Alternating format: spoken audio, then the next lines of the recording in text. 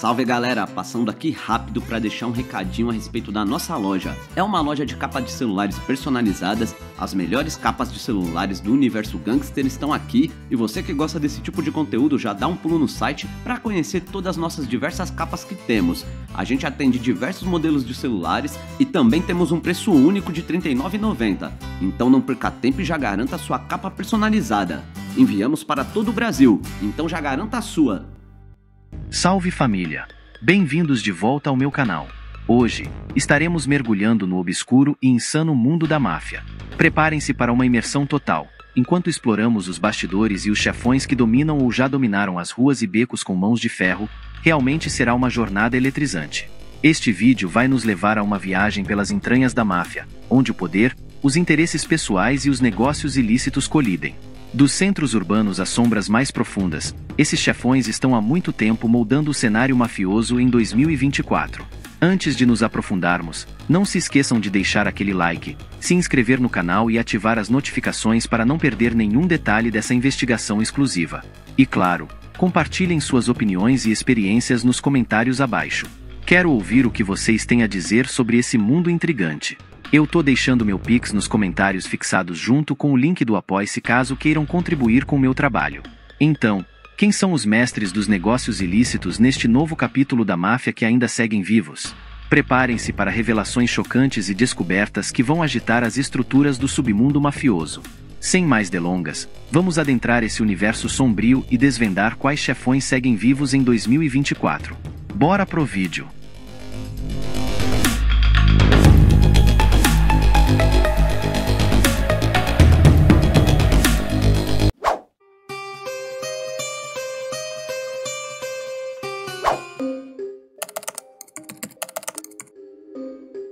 Nesse obscuro mundo dos mafiosos, poucos nomes se destacam como o de Semyon Mogilevich. Sua juventude foi marcada por uma combinação de inteligência astuta e habilidade para explorar oportunidades. Formou-se em economia pela Universidade de Laville, mas foram suas empreitadas no submundo mafioso que moldariam seu destino. A primeira fortuna significativa de Mogilevich veio de enganar compatriotas judeus soviéticos ansiosos para emigrar, especialmente para Israel. Rejeitado como intermediário na venda de joias e obras de arte pertencentes àqueles que buscavam uma nova vida no exterior, em vez de encaminhar os lucros conforme prometido, Mogilevich embolsou os fundos para si mesmo. Esse primeiro gosto de sucesso preparou o terreno para a ascensão de Mogilevich ao poder. Rapidamente, ele se estabeleceu como uma figura-chave no submundo mafioso, principalmente em lavagem de dinheiro, na década de 1980. O FBI identificou Mogilevich como o principal contato para a lavagem de dinheiro na Sonsetskaya Bratva, uma das mais poderosas organizações mafiosas da Rússia. Foi na década de 1990 que Mogilevich solidificou verdadeiramente sua posição como um capo formidável. Mudou-se para a Hungria no início de 1991 e casou-se com sua namorada húngara, Katalan Pop. Através desse casamento, ele obteve um passaporte húngaro, proporcionando-lhe um nível de proteção e mobilidade crucial para seus empreendimentos gangsters. Vivendo em uma vila fortificada nos arredores de Budapeste, Mogilevich continuou a expandir seu império mafioso. Investiu em diversas empresas, incluindo a aquisição de uma fábrica de armamentos chamada Army Coop, que produzia canhões antiaéreos. Essa aquisição não apenas aumentou sua riqueza, mas também reforçou sua influência e conexões no submundo mafioso. Em 1994, o império mafioso de Mogilevich atingiu novos patamares quando seu grupo obteve o controle do Inkomibond, um dos maiores bancos privados da Rússia.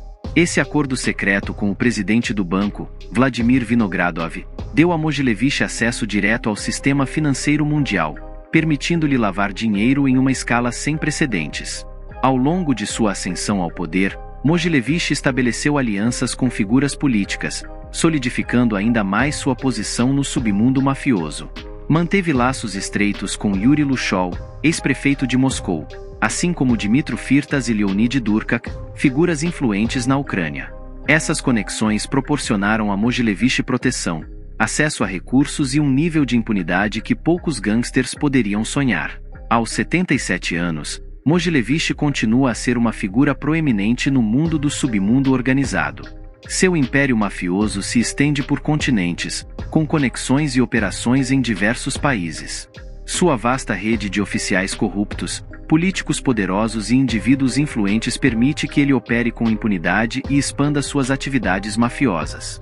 No entanto, as atividades mafiosas de Mogilevich não passaram despercebidas pelas agências de aplicação da lei. Em 2003, o FBI dos Estados Unidos o colocou na lista de procurados por sua participação em um esquema fraudulento em larga escala. As acusações incluíam contrabando de armas, quedas por contrato, extorsão e contrabando de entorpecentes em uma escala internacional. Apesar de suas atividades mafiosas e das inúmeras tentativas das agências de aplicação da lei de capturá-lo, Mogilevich conseguiu escapar. Sua habilidade de se manter um passo à frente das autoridades é um testemunho de sua inteligência, pensamento estratégico e vasta rede de oficiais corruptos e indivíduos poderosos que cultivou ao longo dos anos. Outro chefe da máfia notório que segue vivo nos dias atuais é Shigeharu Shirai. Assim como a família mafiosa siciliana era para a Itália, Shirai pertencia a uma organização mafiosa secreta e muito poderosa conhecida como a Yakuza. A Yakuza, com raízes que remontam ao período Edo no século XVII, tornou-se sinônimo de submundo organizado no Japão. A história de Shigeharu Shirai, um capo da Yakuza, começa com seu suposto envolvimento no tiroteio de Kashi Ikotobi, o líder adjunto da gangue rival Kamiya, em 2003. O incidente enviou ondas de choque pelo submundo mafioso, marcando uma escalada significativa na rivalidade em curso entre as duas organizações. As autoridades japonesas emitiram rapidamente um mandado de prisão para Shirai, mas ele conseguiu escapar e fugiu para a Tailândia antes que pudessem capturá-lo. Uma vez na Tailândia, Shirai adotou uma nova identidade e entrou em clandestinidade. Casou-se com uma mulher local e se estabeleceu em uma província ao norte de Bangkok, onde viveu uma vida aparentemente tranquila por mais de uma década. A capacidade de Shirai de evitar a captura por um período tão longo é um testemunho de sua astúcia e engenhosidade. Ele conseguiu se integrar à comunidade local, mantendo um perfil baixo e evitando qualquer atenção desnecessária. Apesar de estar fugindo, as conexões de Shirai com o mundo da Yakuza permaneceram fortes. Associados japoneses o visitavam na Tailândia 2 a 3 vezes por ano, trazendo-lhe presentes em dinheiro para sustentar sua vida de lazer. Essas visitas não apenas proporcionavam apoio financeiro a Shirai, mas também serviam como um lembrete da lealdade e influência que ele ainda comandava. No submundo mafioso, as distintivas tatuagens de corpo inteiro de Shigeharu Shirai desempenharam um papel significativo em sua captura eventual em agosto do ano passado. Fotos de Shirai sentado ao redor de uma mesa de damas foram postadas no Facebook por um tailandês impressionado pela arte intrincada. A postagem rapidamente se tornou viral, com mais de 10.000 compartilhamentos de usuários em plataformas de mídia social identificando Shirai como um ex-membro da Yakuza, levando à sua prisão posterior. A polícia tailandesa, agindo com base nas informações fornecidas pelos usuários de redes sociais, prendeu Shigeharu Shirai na cidade de Laburi. A prisão marcou o fim de uma caçada de mais de 10 anos pelo esquivo chefe da Yakuza. Shirai foi detido enquanto fazia compras, completamente inconsciente de que sua identidade havia sido descoberta. A surpreendente prisão na Tailândia marcou um ponto de virada em sua vida. Agora, ele enfrenta acusações de entrada ilegal na Tailândia antes de ser entregue às autoridades japonesas. A captura de Shigeharu Shirai serve como um lembrete de que até os gangsters mais esquivos podem ser levados à justiça. Sua história destaca a determinação e a persistência das agências de aplicação da lei em sua busca pela justiça. A prisão de Shirai também enviou uma mensagem forte ao submundo mafioso, demonstrando que ainda existem policiais honestos.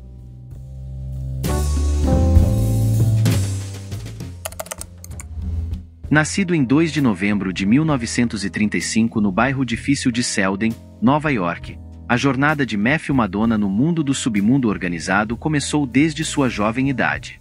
Crescendo em um bairro permeado pela máfia, Madonna foi exposto ao fascínio e perigo do mundo mafioso desde cedo. Não demorou muito para que se visse envolvido na teia da notória família mafiosa Lucchese. Uma das organizações mafiosas mais poderosas e temidas nos Estados Unidos, Madonna rapidamente fez um nome para si, conquistando uma reputação por sua implacabilidade e astúcia. No entanto, foi seu envolvimento no contrabando de tóxicos que solidificou seu status no submundo mafioso. Em 1959, enquanto cumpria pena na Green Haven Correctional Facility, Madonna cruzou caminhos com Nick Barnes, um jovem contrabandista de entorpecentes do Harlem. Esse encontro fortuito mudaria o curso de ambas as vidas. Após serem libertados da prisão, Madonna e Barnes formaram uma parceria que se tornaria lendária. Madonna tornou-se o principal fornecedor de grandes quantidades de heroína, enquanto Barnes lidava com a distribuição. Madonna e Barnes mantiveram essa parceria até 1975, quando seu império mafioso desmoronou. Madonna foi preso por seu envolvimento no contrabando de entorpecentes, enviando ondas de choque pelo submundo mafioso. Em 21 de dezembro de 1976, Madonna foi condenado a impressionantes 30 anos de prisão federal. Parecia o fim de seu reinado, mas poucos sabiam que isso era apenas um contratempo temporário para o astuto capo. Mesmo atrás das grades, a influência e o poder de Madonna eram inegáveis. Em dezembro de 1981, enquanto ainda cumpria sua sentença, ele recebeu uma intimação para depor perante um grande júri sobre atividades de narcóticos na área de Nova York. Mas Madonna, fiel ao seu código de silêncio, recusou-se a cooperar mesmo após receber imunidade contra a autoincriminação. O juiz, sem escolha, considerou Madonna em desacato ao tribunal, adicionando mais 528 dias à sua já longa sentença. Foi um testemunho da lealdade inabalável de Madonna à máfia e seu compromisso em proteger seu império mafioso. Depois de cumprir 20 anos de prisão, Madonna foi libertado da Penitenciária Federal de Lewisburg em 1995. Seu silêncio e lealdade à família mafiosa Lucchese não passaram despercebidos. Na verdade, isso lhe rendeu uma recompensa que o impulsionaria de volta ao mundo do submundo organizado. Por volta de 1998, Madonna foi readmitido na família mafiosa Lucchese, um gesto de apreciação por seu silêncio e uma jogada estratégica para utilizar suas habilidades em ganhar dinheiro para a família. Madonna rapidamente subiu nas fileiras, se tornando um capo e desempenhando um papel crucial nas operações da família. Mas as atividades mafiosas de Madonna não pararam por aí. Em 2007, as agências de aplicação da lei lançaram uma enorme investigação na família mafiosa Lucchese. Conhecida como Operação Hit, Madonna, junto com outros 32 membros e associados da família, foi preso em Nova Jersey. A investigação revelou um espantoso esquema ilegal de jogos de azar, lavagem de dinheiro e extorsão de 2,2 bilhões de dólares. Com o painel de liderança dissolvido em 2009, Madonna assumiu como chefe interino da família mafiosa Lucchese. Sua ascensão ao poder foi acompanhada pela nomeação de Joseph Di Napoli como o novo conselheiro, solidificando o controle sobre as operações da família. Mas o envolvimento de Madonna em empreendimentos ilegais não parou por aí. Em 1º de outubro de 2009, ele se viu enfrentando mais uma acusação, desta vez por um esquema de extorsão em larga escala que rendeu aproximadamente 400 milhões de dólares. No entanto, as atividades mafiosas de Madonna eventualmente o alcançaram. Em 17 de junho de 2015, ele concordou em se declarar culpado pela acusação de extorsão de 2007, assumindo a responsabilidade por suas ações. A declaração de culpa de Madonna resultou em uma sentença de 5 anos de prisão, mas seus problemas legais estavam longe de acabar antes de sua libertação. Ele enfrentou acusações ainda mais graves em 31 de maio de 2017. Madonna, junto com 18 outros, foi acusado de uma ampla gama de atividades de extorsão, incluindo a queda do líder da East Harlem Purple Gang, Michael Mildish. Madonna e seus corréus foram finalmente condenados no Tribunal Federal de White Plains pela queda de Michael Mildish. Em 27 de julho de 2020, Madonna recebeu uma sentença de prisão perpétua pela queda de Mildish. Hoje, Matthew Madonna reside no Penitenciário Federal dos Estados Unidos em MC Creary, Kentucky, onde passará o resto de seus dias pagando por seus delitos. A seguir, faremos uma imersão profunda na vida e atividades mafiosas de um dos chefes da máfia mais notórios ainda vivos em 2024, Domenico Cefalù. Nascido em Palermo, Sicília, em 1947, A jornada de Cefalu no mundo do submundo organizado começou quando ele se mudou para os Estados Unidos. Uma vez na América, Jeff Alou não perdeu tempo em se envolver no submundo mafioso. Rapidamente, ele se envolveu com a poderosa família mafiosa Gambino, conhecida por sua participação em várias atividades ilegais. A especialidade de Cefalu era o contrabando de heroína. Ele se tornou peça-chave nas operações de entorpecentes da família Gambino, utilizando suas conexões e astúcia para transportar grandes quantidades de heroína através das fronteiras estaduais. No entanto, as atividades mafiosas de Cefalu eventualmente o alcançaram. Em março de 1982, ele foi condenado por contrabando de heroína, juntamente com outras 10 pessoas, incluindo seu próprio tio e primo. O tribunal o sentenciou a 6 anos de prisão, marcando um retrocesso significativo em sua carreira mafiosa. Mas a prisão não conseguiu segurar Cefalu por muito tempo. Em 1990, ele chamou a atenção do chefe da Gambino, John Gotti, que viu potencial no jovem mafioso. Gotti iniciou Cefalu como Made Man, concedendo-lhe plena filiação na família Gambino. Essa promoção solidificou a posição de Cefalu nas fileiras da máfia e abriu portas para novas oportunidades. No entanto, a lealdade de Cefalu seria logo colocada à prova. Em 1992, um grande júri de Nova York o convocou para depor em uma investigação envolvendo o Capitão Conte. Apesar da pressão, Cefalu se recusou a cooperar, escolhendo proteger seus colegas mafiosos e manter o código do silêncio. Esse ato de desafio resultou em uma sentença de 18 meses de prisão por desacato civil. Mas a recusa de Cefalu em depor não parou por aí. Em 1993, ele foi novamente convocado para depor em um julgamento, mas permaneceu firme em seu silêncio. Como resultado, foi libertado da prisão em 6 de fevereiro de 1994. No entanto, sua desobediência teve consequências. No mesmo dia de sua libertação, Cefalu foi indiciado por acusações criminais de desacato por sua recusa contínua em depor. Em 1996, foi condenado a 33 meses de prisão. Apesar desses contratempos, a influência de Cefalu dentro da família Gambino continuou a crescer. Em 2005, foi nomeado subchefe da família por Saint Boss. Jack DeAmico, um ex-aliado de John Gotti. Essa promoção solidificou a posição de Cefalu como uma figura-chave dentro da organização. No entanto, as atividades mafiosas de Cefalu mais uma vez foram submetidas a escrutínio. Em 2008, ele se viu indiciado por várias acusações de extorsão, conspiração e submundo organizado como parte da Operação Old Bridge, que visava a família Gambino. Diante da possibilidade de uma longa pena de prisão, tomou uma decisão calculada. Aceitou um acordo com a acusação, se declarando culpado das acusações. Esse acordo poderia resultar em um máximo de 3 anos atrás das grades. No final, Cefalu foi condenado a 2 anos de prisão, uma punição relativamente branda considerando a gravidade dos crimes que cometeu em 3 de novembro de 2009. Cefalu saiu da prisão mais uma vez como um homem livre. Mal sabia ele que sua libertação marcaria o início de um novo capítulo em sua carreira mafiosa. Em julho de 2011, ele ascendeu à posição de chefe da família mafiosa Gambino, substituindo Peter Gotti, que havia sido condenado à prisão perpétua em 2002. A ascensão de Cefalu ao poder sinalizou uma mudança na dinâmica da família, marcando o fim da era de John Gotti.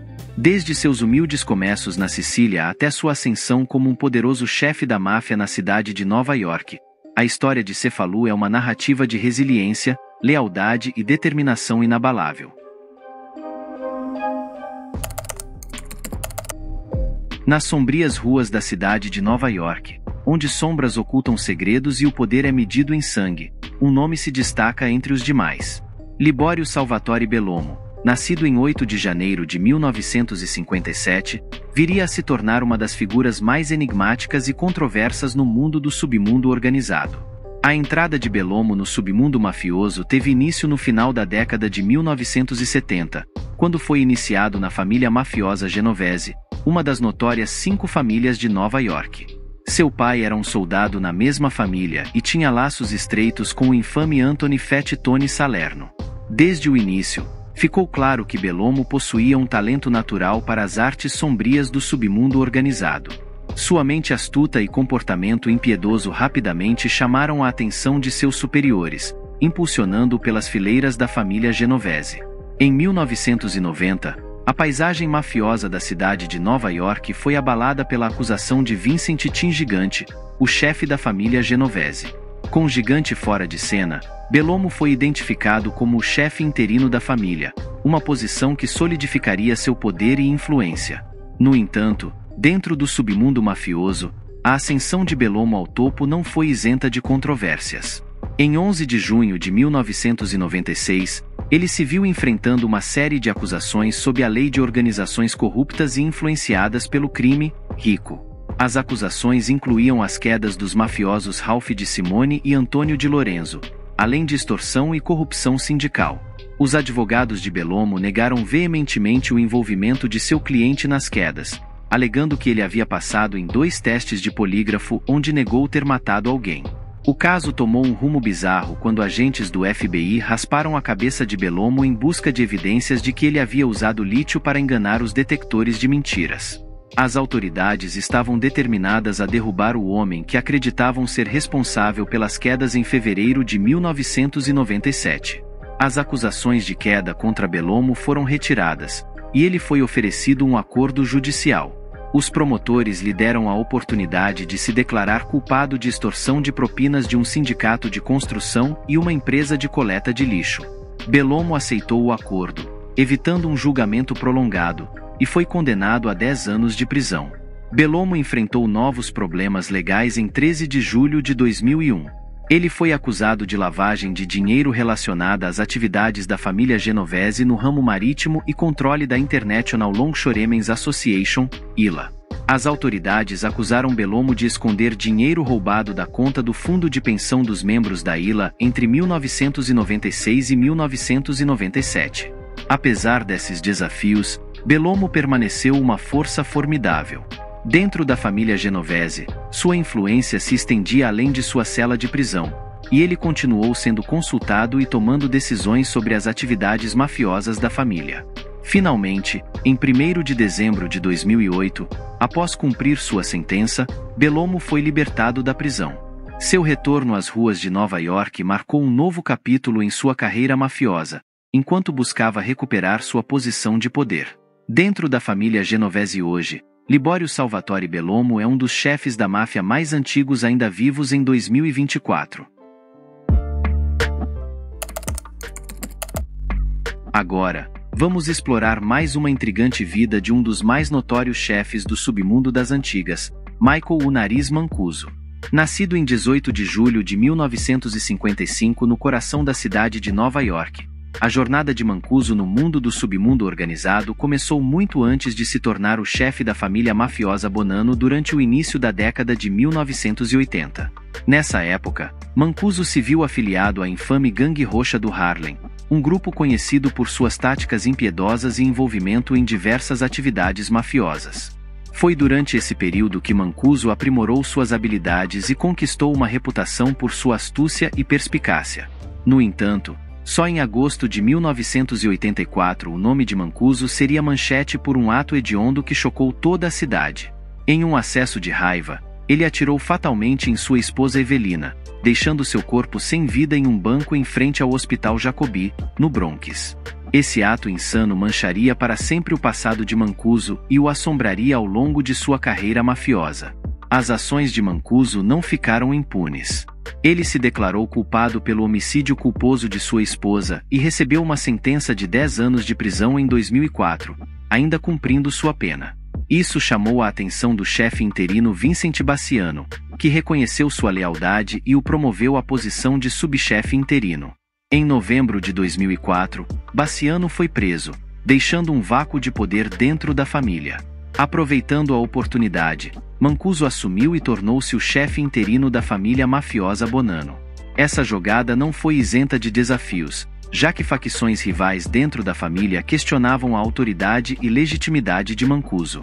No entanto, sua astúcia e pensamento estratégico permitiram que ele mantivesse o controle e solidificasse sua posição como o chefe oficial da família. Mas a ascensão de Mancuso ao poder não foi sem controvérsias.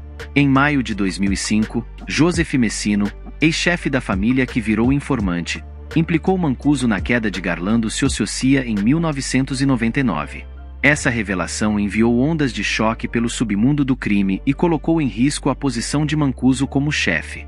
Para piorar as coisas, no início de 2006, Bassiano supostamente ordenou a queda de Mancuso.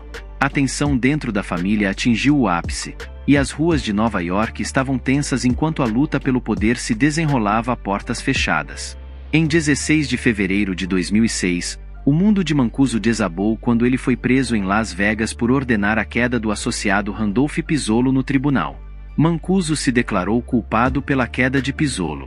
Em 16 de dezembro de 2008, o juiz Nicolas Garalfis condenou Mancuso a 15 anos de prisão. Isso marcou um golpe significativo no reinado de Mancuso e deixou a família mafiosa Bonanno em um estado de incerteza. No entanto, mesmo atrás das grades, Mancuso continuou a exercer sua influência sobre a família. Em junho de 2013, enquanto estava preso pelos próximos 5 anos, foi escolhido como o novo chefe oficial da família Bonanno. Em 2015, Mancuso nomeou Joseph Cammarano Jr. para servir como o chefe e subchefe interino da família Bonanno, solidificando ainda mais seu domínio sobre o poder. Apesar de estar preso, a influência de Mancuso sobre a família permaneceu forte, e seu nome causava temor naqueles que se atreviam a desafiá-lo. Em março de 2019, Mancuso foi finalmente libertado da prisão. No entanto, como sabemos, o mundo do submundo organizado nunca está livre de reviravoltas. Em 9 de março de 2022, Mancuso foi preso mais uma vez, desta vez por violar os termos de sua liberdade supervisionada ao associar-se a membros do submundo organizado. Em 28 de julho de 2023, foi condenado a mais 11 meses de prisão em conexão com essas violações. E assim chegamos à vida e ao reinado de Michael "o Nariz" Mancuso.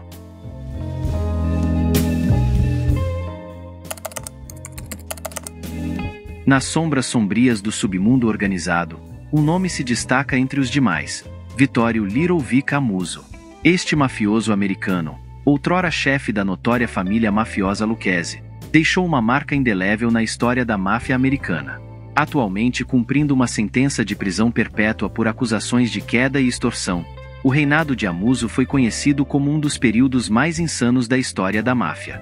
Durante o final dos anos 80 e início dos anos 90, a jornada de Amuso no mundo do crime começou nas ruas de Canarsie, no Brooklyn, onde ele cresceu. Foi no final dos anos 1940 que ele se envolveu pela primeira vez no submundo organizado, atuando como guarda-costas e motorista para mafiosos proeminentes. Essas experiências iniciais moldariam seu futuro, à medida que ele aprendia os meandros do submundo mafioso e sua reputação crescia. Amuso chamou a atenção da família mafiosa Profaci, onde se tornou um executor. No entanto, suas atividades mafiosas logo o alcançaram, e no início dos anos 1960, ele se viu atrás das grades, cumprindo pena por extorsão. Mas a prisão não dissuadiu Amuso, apenas alimentou sua ambição e desejo de poder. Nos anos 1970, ele fez uma jogada crucial que mudaria o curso de sua carreira mafiosa. Ele se juntou à família mafiosa Lucchese, uma das mais poderosas e temidas famílias da máfia na América. Foi dentro das fileiras da família Lucchese que Amuso subiu na hierarquia, tornando-se um made man em 1977. A influência de Amuso na família Lucchese cresceu mais forte a cada ano. Sua astúcia e crueldade ganharam o respeito e o medo de seus pares. Em 1987, ele atingiu o ápice do poder, tornando-se o chefe da família Lucchese. Essa posição lhe concedeu controle sobre um vasto império mafioso, com suas palavras carregando o peso da vida e da queda. Durante seu tempo como chefe, Amuso orquestrou várias quedas, eliminando qualquer um que representasse uma ameaça ao seu poder. Suas táticas violentas resultaram na perda de muitos membros da família mafiosa, deixando um rastro de derramamento de sangue em seu caminho. Mas o reinado de Amuso não foi sem seus desafios. Disputas internas e lutas pelo poder assolaram a família Lucchese sob sua liderança. Para solidificar seu controle, Amuso promoveu membros leais a posições de destaque, garantindo que sua influência se estendesse por toda a organização. Ele também implementou um painel ou comitê de capos influentes para supervisionar as operações da família, consolidando ainda mais sua autoridade. No entanto, a lei eventualmente alcançou Amuso. Em 1990, ele foi indiciado como parte da investigação de extorsão Windows, enviando-o para se esconder. O FBI lançou uma caçada, determinado a levá-lo à justiça. Em 1991, seus esforços deram frutos, pois Amuso foi capturado, encerrando seu reinado de terror. Em 1992, Amuso foi condenado à prisão perpétua, marcando o fim de sua carreira mafiosa ativa. Mas mesmo atrás das grades, sua influência persistiu por meio de seus associados leais.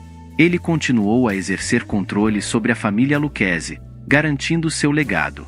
Em maio de 2019, foi revelado que Michael Big Mike DeSantis assumiria como chefe interino, substituindo Matthew Madonna. DeSantis, um mafioso baseado no Brooklyn, agora lidera as operações da família Lucchese, garantindo que suas atividades mafiosas continuem prosperando. Enquanto Vittorio Little Vic Amuso já foi um capo poderoso e temido, sua situação atual está longe de ser glamourosa. Agora, aos 88 anos, Amuso cumpre uma sentença de prisão perpétua por acusações de queda e extorsão. O outrora poderoso líder da família Lucchese está agora confinado a uma prisão federal em Butner, Carolina do Norte, onde passa seus dias atrás das grades. Nascido em uma atmosfera mafiosa, a jornada de Robert Donofrio para se tornar um dos chefes da máfia mais antigos ainda vivos em 2024 é um testemunho de sua lealdade inabalável e instintos de sobrevivência. Embora a história de Donofrio comece no coração da família mafiosa Colombo, uma das 5 famílias que dominam o submundo organizado na cidade de Nova York. Fundada em 1928, a família Colombo tem uma longa e violenta história, marcada por guerras internas e poder. Nas lutas como um jovem, Donofrio se alinhou à facção rebelde liderada por Vitor Little Vic Arena. A facção Arena buscava desafiar a liderança da família e assumir o controle do chefe oficial Carmine Jr., que estava preso por toda a vida. A lealdade de Donofrio à Arena era inabalável, e ele rapidamente subiu na hierarquia, ganhando o respeito de seus colegas mafiosos. No entanto, logo as marés do poder mudariam.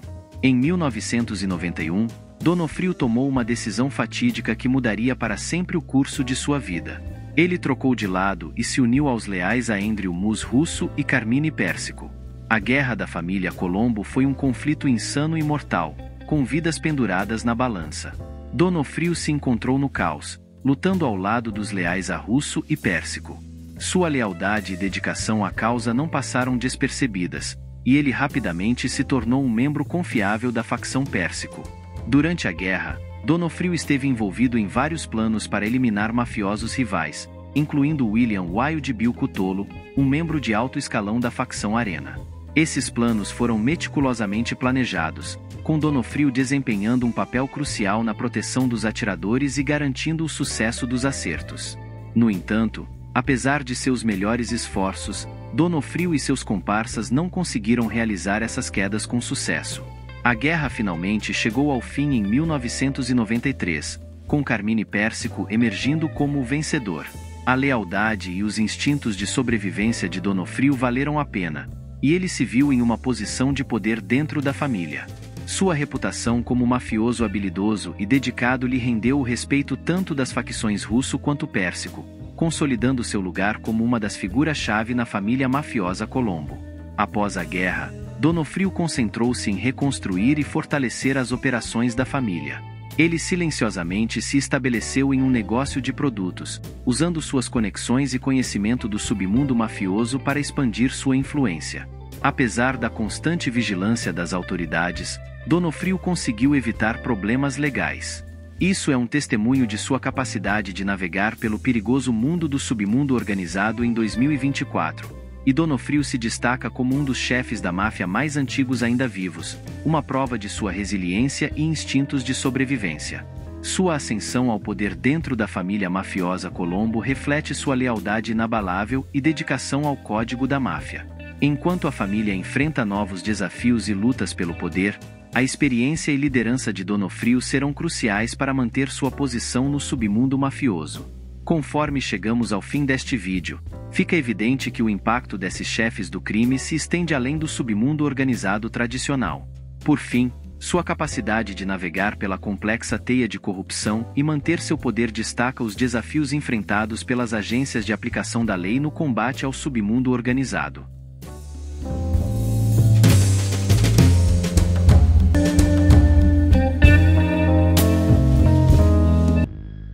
Salve família!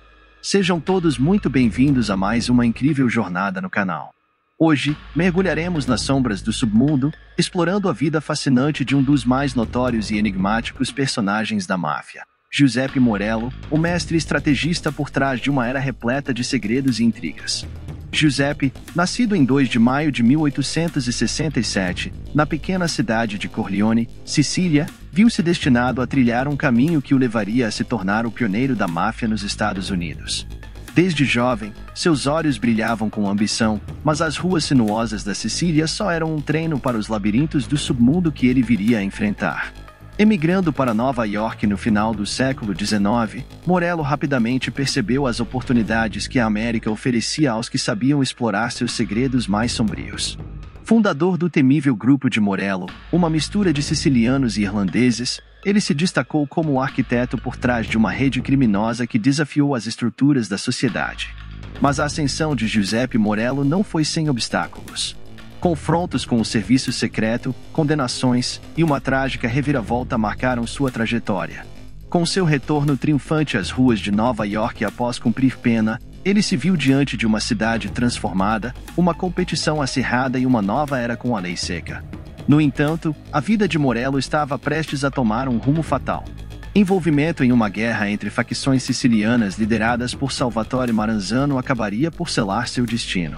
Um homem astuto e perigoso, Morello se tornou alvo, levando a um confronto épico que culminaria em sua trágica morte em 15 de agosto de 1930.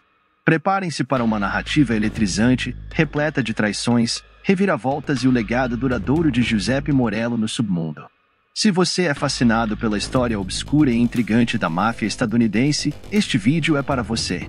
Não se esqueçam de deixar seu like, se inscrever no canal e ativarem o sino. Eu tô deixando meu Pix nos comentários fixado juntamente com o link do Apoia-se. E agora, sem mais delongas, embarquem conosco na fascinante jornada pela vida de Giuseppe Morello. Bora pro vídeo!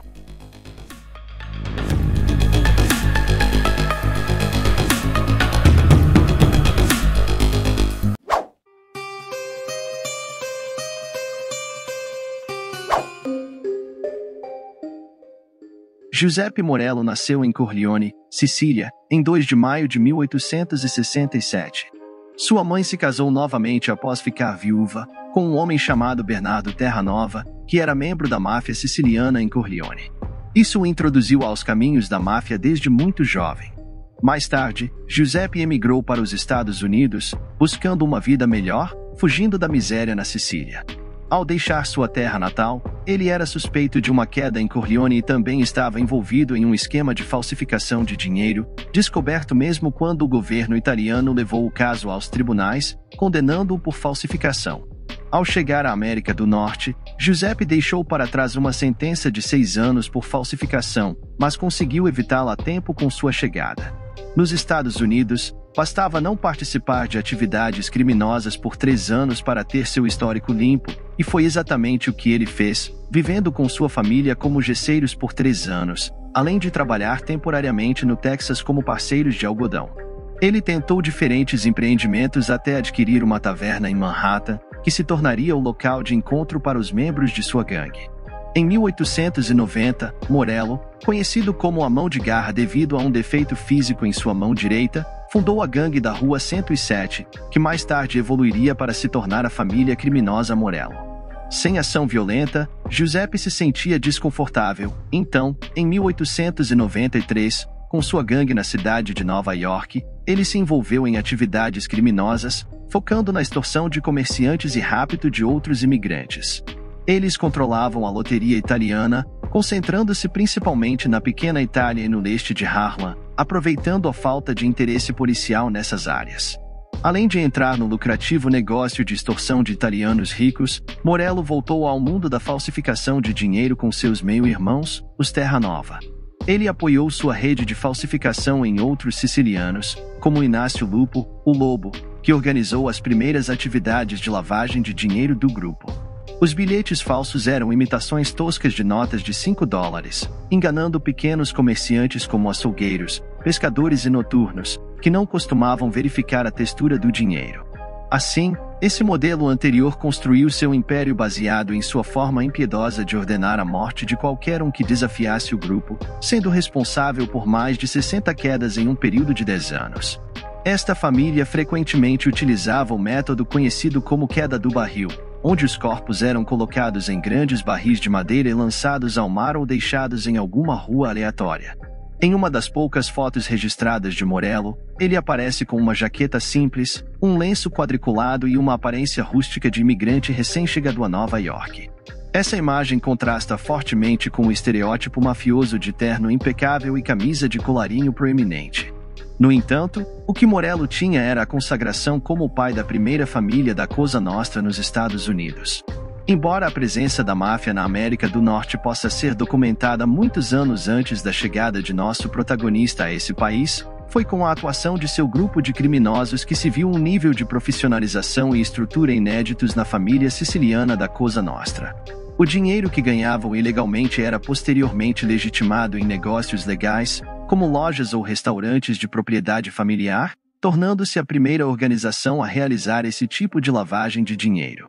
Eles também introduziram formas de extorsão, exigindo pequenas quantias de dinheiro semanalmente dos proprietários de negócios em troca de proteção, ao invés de roubar grandes quantidades que poderiam levá-los à falência.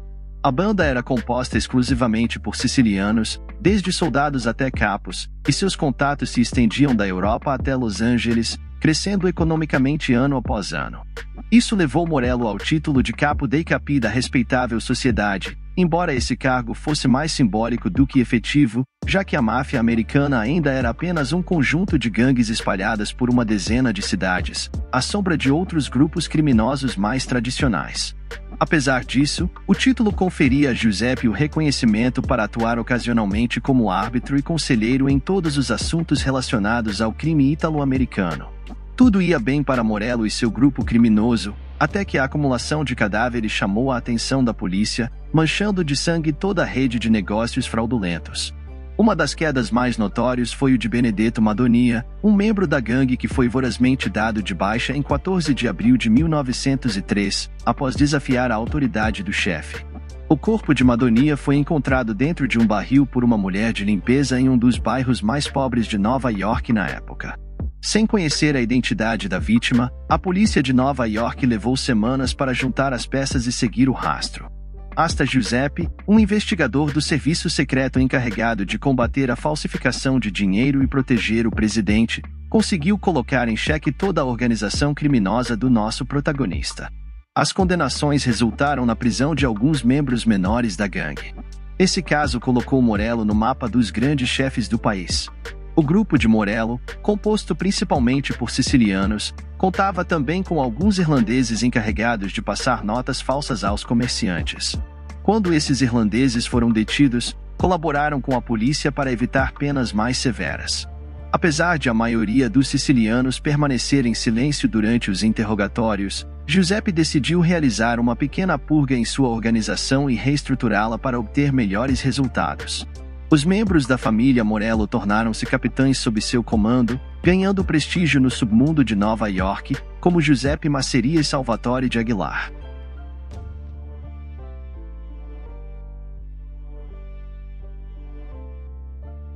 Em 1907, uma crise imobiliária atingiu os Estados Unidos devido à primeira recessão global da história, derrubando Morello e seus parceiros no auge de seu sucesso na construção modelo.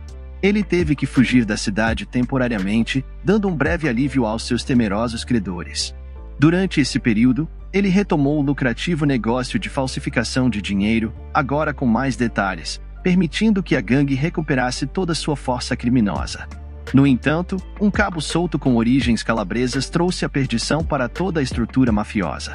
O novo negócio de falsificação de dinheiro acontecia em uma cabana remota em uma pequena cidade ao norte de Nova York. Um grupo improvisado de impressores trabalhava dia e noite em absoluto sigilo. Um deles chamava-se Antônio Comido, que, enganado junto com sua amante, passou quase 2 anos sob ameaças de ser dado de baixa e sujeito a várias humilhações. Após sua traumática experiência, um agente do serviço secreto descobriu por acaso o testemunho desse calabrês e fez todo o possível para que ele prestasse depoimento perante um juiz. Antônio concordou em fazê-lo em troca de proteção e uma pequena compensação financeira. Comito apresentou provas contra Morello, Inácio Lupo e todos os envolvidos na falsificação. No dia do julgamento, o juiz decretou uma sentença de 25 anos de trabalhos forçados para Morello, fazendo com que ele desmaiasse e até mesmo convulsionasse devido ao impacto da decisão.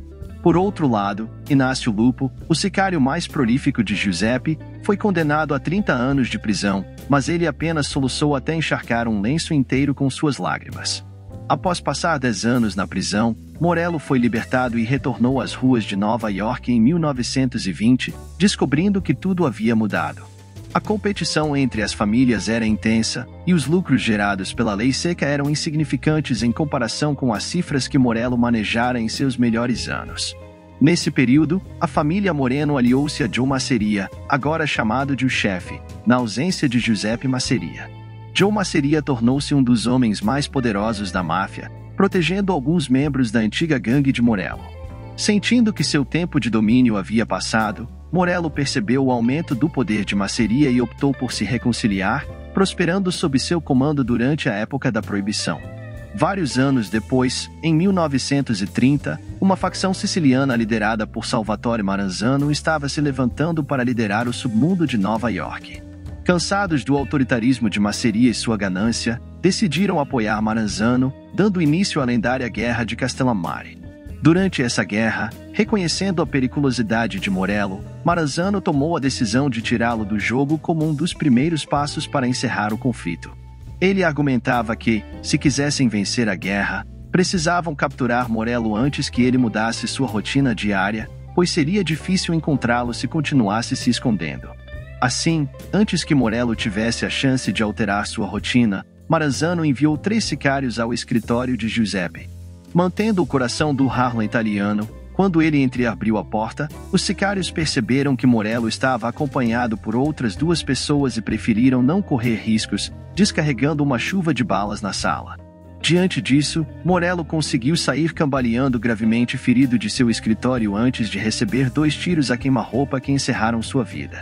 Por fim, o primeiro capo de Tuticapi dos Estados Unidos foi dado de baixa finalmente em 15 de agosto de 1930, atingido por 7 balas, vestindo agora um chapéu de feltro e um terno imaculado.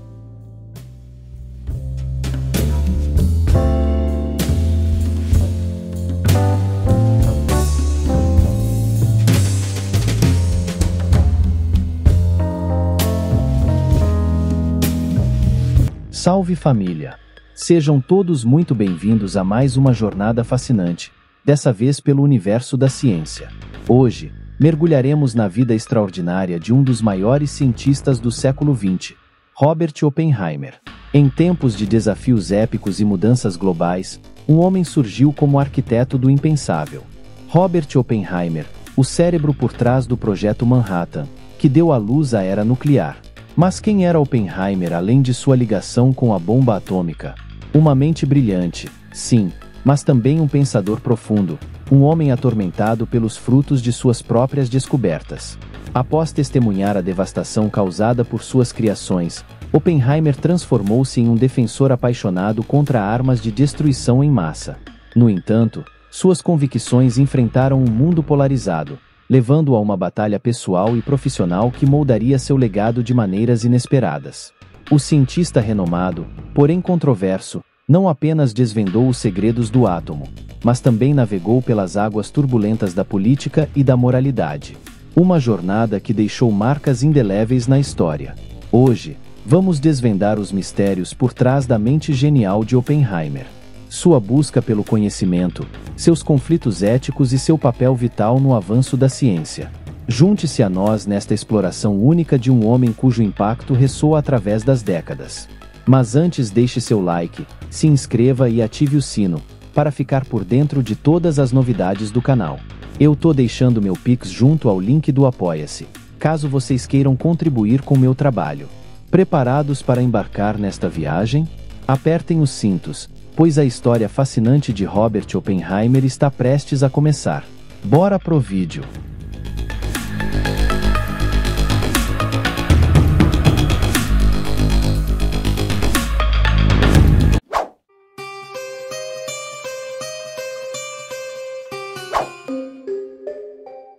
O homem conhecido pela história como Robert Oppenheimer nasceu em 22 de abril de 1904, com o nome de Julius Robert Oppenheimer, na cidade de Nova York. Ele ficou rapidamente conhecido principalmente pelo seu nome do meio e é geralmente referido hoje como Robert Oppenheimer ou J. Robert Oppenheimer. Robert nasceu em uma família judia abastada na cidade de Nova York. Seu pai, Julius, havia nascido na província de Hesse-Nassau, no território do Reino da Prússia, que se tornou o Império Alemão Unido meses antes de seu nascimento, em maio de 1871. Em meio a um crescente antissemitismo na Europa Ocidental e Central, Julius Oppenheimer deixou a Alemanha em 1888, aos 17 anos, rumo aos Estados Unidos. Embora praticamente sem recursos, prosperou na América e, quando Robert nasceu em 1904, tornou-se um rico executivo em uma das principais indústrias têxteis de Manhattan. A mãe de Robert era Anna Friedman, também de origem judaica, nascida em Nova York em 1870, em uma família de judeus alemães que haviam emigrado para a América uma geração antes de Julius Oppenheimer. Ela era uma pintora, e de quem Robert herdou algumas de suas visões estéticas sobre a estrutura da existência e do universo. Ela e Julius tiveram outro filho, um menino chamado Frank, nascido 8 anos depois de Robert, em 1912, e que seguiria os passos de seu irmão mais velho, tornando-se um físico. A juventude de Robert foi privilegiada. Até meados de 1900, seu pai havia se tornado uma figura importante nos círculos de negócios de Nova York, e no início dos anos 1910 eles se mudaram para um grande apartamento na West 88 TH Center em Manhattan, com vista para o Central Park Reservoir, em uma das áreas mais ricas da cidade na época. Lá, a família tinha obras originais de Vincent van Gogh e Pablo Picasso, entre outros, nas paredes. Robert frequentou a Escola de Cultura Ética, seguida pela Escola Preparatória Alkin, duas das melhores instituições educacionais de Nova York no início do século XX. Aos 5 anos, ele já se interessava por mineralogia, um hobby herdado de seu avô alemão. Tamanha era sua aptidão que, aos 11 anos, foi admitido no Clube Mineralógico da cidade de Nova York. Sua precocidade se estendeu aos anos de ensino médio, e ele concluiu sua educação na Alkin em 1 ano e meio a menos do que o tempo padrão, tendo feito 2 anos em 12 meses e sido acelerado até a 8ª série. Nessa época, seus interesses se desenvolveram além da mineralogia para as ciências mais avançadas, especialmente a química. Mas foi eventualmente a física que se revelaria sua vocação nos anos seguintes. Em 1922, Oppenheimer começou a estudar na Universidade Harvard aos 18 anos. Inicialmente, Robert pretendia se concentrar no estudo da química, mas logo mudou para a física. No entanto, seu interesse anterior em química e sua curiosidade eclética o serviriam bem nos anos seguintes, durante um período em que os cientistas estavam se especializando cada vez mais em campos específicos. Enquanto estudava na mais antiga universidade dos Estados Unidos, ele foi profundamente influenciado pelos ensinamentos do professor Percy Bridgman, um físico experimental da equipe de Harvard na época. Este também foi um período em que os estudantes em Harvard e outras universidades de elite nos Estados Unidos ainda estudavam uma ampla gama de disciplinas. Oppenheimer mergulhou profundamente na história e nas clássicas línguas grega e latina, que ainda eram centrais para muitos currículos ocidentais na década de 1920. Refletindo sobre seus anos em Harvard e na vida posterior, Oppenheimer observou que passou a maior parte do tempo na biblioteca e leu vorazmente. Ele até frequentou mais aulas do que era necessário para ele. O resultado em 1925 foi que Oppenheimer se formou em bacharel em artes summa cum laude após apenas 3 anos em Harvard, uma distinção que normalmente levava 4 anos para ser alcançada, mas que Oppenheimer, seguindo um padrão emergente, completou em menos tempo que o padrão. Mesmo antes de se formar em Harvard, Oppenheimer já havia sido aceito para continuar seus estudos na Universidade de Cambridge, na Inglaterra. Este era o grande centro para o estudo da física na Grã-Bretanha na época, uma reputação que manteve e cultivou desde os dias de Isaac Newton no final do século XVII, o ano que Oppenheimer passou em Cambridge. Entre o outono de 1925 e o verão de 1926 foi influente em seu desenvolvimento, pois lá foi exposto aos ensinamentos de Lord Ernest Rutherford, um físico nascido na Nova Zelândia, geralmente considerado o pai da física nuclear. Hoje, por exemplo, foi Rutherford quem primeiro descobriu e explicou o que é a meia-vida nuclear. E a radiação associada a isso foi uma conquista pela qual Rutherford recebeu o Prêmio Nobel de Química em 1908. No final de seu primeiro ano em Cambridge, Oppenheimer, cujas habilidades começavam a atrair considerável atenção entre os físicos europeus, aceitou uma oferta do físico alemão Max Born para estudar sob sua orientação na Universidade de Göttingen, na Alemanha, um dos grandes centros de aprendizado da Europa. Lá, Oppenheimer estudou com vários contemporâneos que se tornariam gigantes no estudo da física teórica durante o século XX, especialmente Werner Heisenberg, Enrico Fermi e Edward Teller, vários dos quais Oppenheimer trabalharia junto durante o Projeto Manhattan. No meio da Segunda Guerra Mundial, surpreendentemente, Oppenheimer recebeu seu doutorado em física na primavera de 1927, menos de um ano após chegar a Gerlingen. O examinador interno, James Franck, que havia ganhado o Prêmio Nobel de Física 2 anos antes, em 1925, famosamente expressou alívio quando o exame oral concluiu, afirmando que Oppenheimer havia defendido facilmente seu trabalho de doutorado e parecia pronto para começar a questionar Franck. A grande promessa que Oppenheimer mostrou como físico teórico ao obter seu doutorado por volta do mesmo tempo em que completou 23 anos foi mais claramente demonstrada em um artigo que ele e Born coautoraram sobre a teoria quântica de moléculas em 1927, e que estabeleceu o que ficou conhecido como a aproximação Born-Oppenheimer. Isso se refere ao campo da dinâmica molecular, ou como as moléculas se movem e interagem.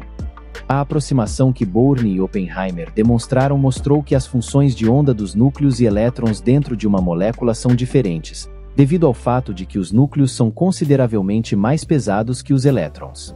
Isso significa que as coordenadas dos núcleos são relativamente fixas no lugar, enquanto os elétrons mais leves são impactados de forma mais intensa pelas funções de onda, e suas coordenadas são, consequentemente, mais dinâmicas. A aproximação foi alcançada em grande parte pela dupla, devido aos interesses duplos de Oppenheimer em química e física, pois a teoria que apresentaram empregava elementos de química quântica e física molecular em termos de sua aplicabilidade prática. A aproximação foi importante ao permitir que os cientistas, a partir do final da década de 1920, separassem o movimento de um núcleo e um elétron. O indivíduo que trabalhou nisso com Max Born e que obteve seu doutorado em Göttingen foi uma figura curiosa. Oppenheimer era uma mistura de cientista distante e uma pessoa relativamente jovial, oscilando entre introversão e extroversão conforme necessário ou conforme seu humor inclinava. Um fumante compulsivo, ele estava perpetuamente cercado por uma nuvem de fumaça ao longo de sua vida adulta, um hábito que contribuiria significativamente para sua morte prematura em seus primeiros 60 anos. Pessoas que o conheceram durante seus anos em Harvard, Cambridge e Birmingham lembraram-se de alguém que era uma estranha combinação de inteligência combinada com uma ingenuidade marcante às vezes, frequentemente tomando decisões ruins e sendo propenso à exageração à medida que os anos passavam, ele desenvolvia uma tendência arrogante. No entanto, isso era temperado pela generosidade intelectual para com aqueles que estudavam e trabalhavam com ele, bem como para aqueles a quem ele ensinava em anos posteriores. Um aspecto marcante de sua personalidade era seu interesse pela filosofia oriental e misticismo, especialmente no hinduísmo e confucionismo, chegando ao ponto de aprender sânscrito, a língua sagrada do hinduísmo, para poder ler os textos antigos dessa fé no original. Esse interesse em religião e misticismo não era um passatempo excêntrico para Oppenheimer. Para ele, o estudo da física era uma porta de entrada para entender a natureza mística do universo e da existência, e sua perspectiva intelectual mais ampla era de curiosidade aberta, em vez de uma busca por dados científicos rígidos. No entanto, também havia um lado instável e errático em Oppenheimer. Seu comportamento em Harvard às vezes foi questionado por colegas estudantes e professores. Em 1926, enquanto estava em Cambridge, ele supostamente mergulhou uma maçã em alguns produtos químicos que causavam doenças e a deixou no escritório de seu tutor, Patrick Black, com quem havia tido uma relação difícil antes de partir para a França de férias. Evidentemente, essa ação, e talvez outras, o viu ameaçado brevemente de ser suspenso de seus estudos em Cambridge. Um amigo próximo dele na década de 1920, Francis Ferguson, que mais tarde se tornou um aclamado teórico de performance teatral e drama, afirmou que Oppenheimer o atacou e tentou estrangulá-lo uma vez quando ele disse que estava noivo. Por trás de todo esse comportamento errático estava uma estranha mistura de um indivíduo que poderia ser terrivelmente arrogante e se desentendia com muitos colegas ao longo dos anos como resultado, mas que muitos biógrafos concluíram que também era profundamente inseguro. A raiz disso pode ter sido a posição de Oppenheimer como filho de um imigrante judeu-alemão para a América em uma época em que o antissemitismo era comum em todo o mundo ocidental. Ele era constantemente um estranho, ou pelo menos se sentia assim, e é sabido que sofreu frequentemente de episódios de depressão. Em resumo, ele era algo como um enigma. Após concluir seus estudos em Göttingen e publicar vários trabalhos a partir das pesquisas que realizou na Inglaterra e na Alemanha, Oppenheimer voltou aos Estados Unidos, ocupando brevemente bolsas em Harvard e no Instituto de Tecnologia da Califórnia. Interrupções foram feitas por visitas de retorno à Europa para trabalhar por alguns meses na Universidade de Leiden, nos Países Baixos, e em Zurique, na Suíça, onde Albert Einstein realizou grande parte de suas primeiras e mais inovadoras pesquisas. Em Leiden, ele adquiriu seu apelido, OP, de uma versão holandesa e alterada de seu nome. Não foi até 1929 que Oppenheimer se estabeleceu permanentemente nos Estados Unidos, tendo recebido inúmeras ofertas de emprego de universidades americanas. Ele aceitou duas e tornou-se professor associado de física na Universidade da Califórnia em Berkeley e no Instituto de Tecnologia da Califórnia, ou Caltech. Nos próximos 13 anos, entre 1929 e 1942, ele ocuparia posições em ambas as instituições, lecionando durante os semestres de outono e inverno em Berkeley antes de passar o semestre da primavera dando palestras no Caltech em Pasadena. Durante a década de 1930, Oppenheimer tornou-se famoso na comunidade de físicos nos Estados Unidos por seus métodos de ensino, e os melhores físicos da metade do século XX na América foram treinados por ele em Berkeley e Caltech, na escola de física teórica que ele fundou. Dentro dessa escola, geralmente havia uma coorte de uma dúzia ou mais de estudantes de pós-graduação avançados e bolsistas de pesquisa que trabalhavam de perto com Oppenheimer em algumas das questões mais relevantes no campo da física teórica na época. Durante períodos mais movimentados, eles muitas vezes se encontravam diariamente com Oppenheimer, questionando-o sobre seu progresso e oferecendo sugestões. Principalmente, como vários biógrafos que o conheceram nesses dias mais tarde relataram, ele inspirava aqueles a quem ensinava, transmitindo a ideia de que estavam na vanguarda da resposta a algumas das questões mais importantes enfrentadas pela humanidade na época. No entanto, era um ambiente acadêmico eclético, e, quando não estavam discutindo física, Oppenheimer e seus colegas eram frequentemente vistos lendo Platão no grego original ou aprendendo sânscrito. Hans Bether, que conhecia Oppenheimer nesses dias, mais tarde lembrou que Robert estava em grande parte isolado do mundo exterior no final dos anos 1920 e 1930 na Califórnia, só ficando sabendo do crash da Bolsa de Valores de Wall Street no final de 1929, meses depois de ter acontecido. Houve avanços científicos impressionantes feitos por Oppenheimer e seus alunos em Berkeley e Caltech durante a década de 1930. Em 1930, por exemplo, Oppenheimer escreveu um artigo que efetivamente previu a existência do positron, ou antielétron, como uma antipartícula do elétron, embora sua existência não tenha sido totalmente comprovada até 1932 por Carl David Anderson, um estudante que trabalhou com Oppenheimer no Caltech. Seguindo isso, Oppenheimer trabalhou em estreita colaboração com Wendell Furry para elaborar a forma moderna da teoria elétron-positron e como os dois interagiam entre si. No entanto, seu trabalho mais importante foi um esforço conjunto com Melba Phillips, uma das primeiras alunas de doutorado de Oppenheimer em uma época em que as físicas femininas eram muito raras nos Estados Unidos. Juntos, propuseram o processo Oppenheimer-Phillips em 1935, um tipo de reação nuclear induzida por deutério em que a metade do nêutron de um deutério funde-se com o núcleo-alvo, ejetando um próton no processo. Isso provou que alguns elementos podem se tornar radioativos se bombardeados por deutérons, e que uma interação nuclear pode ocorrer em energias mais baixas do que se entendia anteriormente. Isso, juntamente com muitas outras descobertas tanto de Oppenheimer quanto de seus alunos em Berkeley e Caltech, tornou a Califórnia um dos grandes centros mundiais de física teórica no meio do século XX. A vida pessoal de Oppenheimer foi um tanto caótica durante esse período.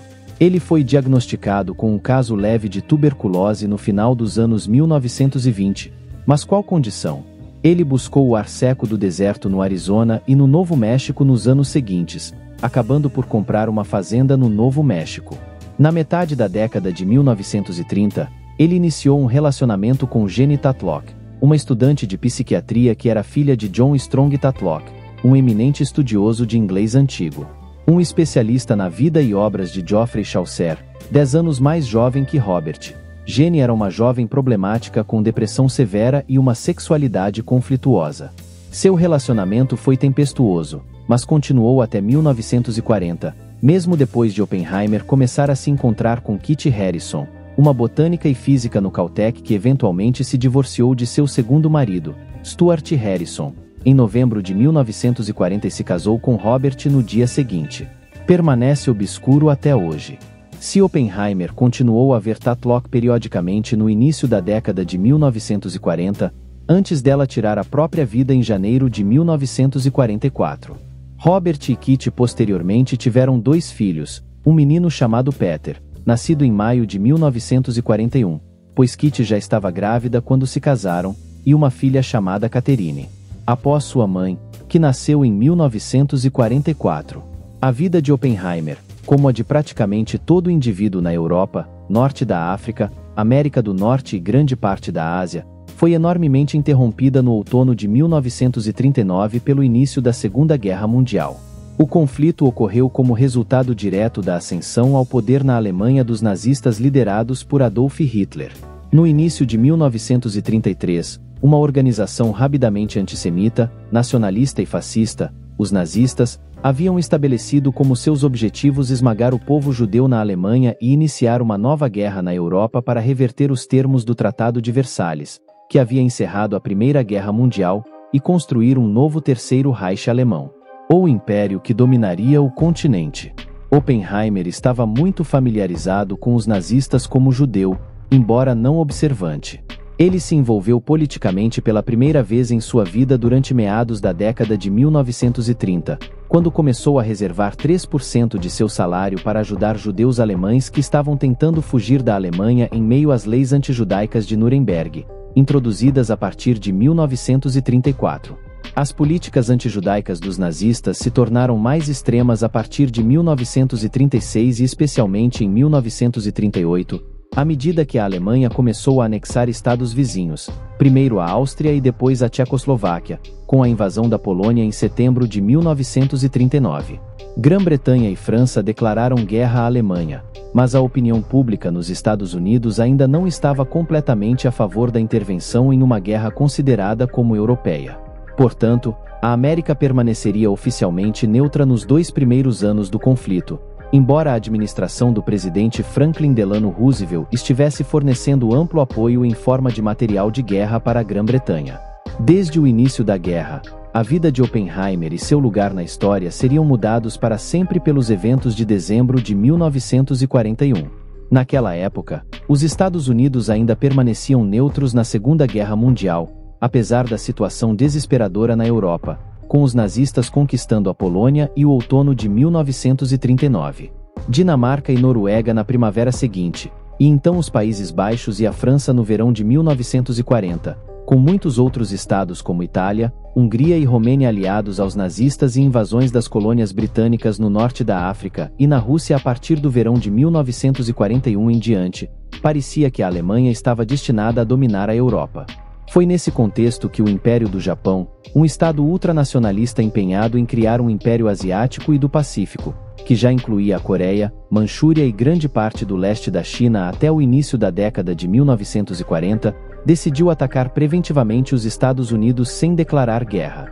O ataque a Pearl Harbor no Havaí e em outros territórios americanos, como as Filipinas, em 7 de dezembro de 1941, arrastou os Estados Unidos para a Segunda Guerra Mundial. Em questão de dias, os Estados Unidos estavam em guerra com a Alemanha, Itália e os outros estados do eixo, à medida que todo o hemisfério norte se envolvia na guerra. Oppenheimer logo seria catapultado para o centro dos esforços de pesquisa dos Estados Unidos durante o conflito. Isso ocorreu no contexto dos esforços da Alemanha nazista para adquirir uma arma de destruição em massa como meio de vencer a guerra rapidamente. Nas décadas de 1920 e 1930, a Alemanha foi o lar de alguns dos principais cientistas do mundo, e estava bem posicionada para desenvolver uma arma nuclear. A fissão nuclear, por exemplo, foi descoberta por uma equipe liderada por Otto Robert Frisch e Lisa Meitner em Berlim em 1938. Vários experimentos foram iniciados pelos nazistas no ano seguinte para começar a usar essa descoberta para desenvolver uma arma nuclear. Alguns desses experimentos focaram no desenvolvimento de um reator nuclear, enquanto outros favoreceram a teoria de usar água pesada para produzir uma arma atômica, pesquisa que foi realizada na Noruega ocupada pelos nazistas ao longo da guerra. Já em agosto de 1939, o presidente Roosevelt em Washington, D.C. recebeu uma carta do físico nuclear húngaro.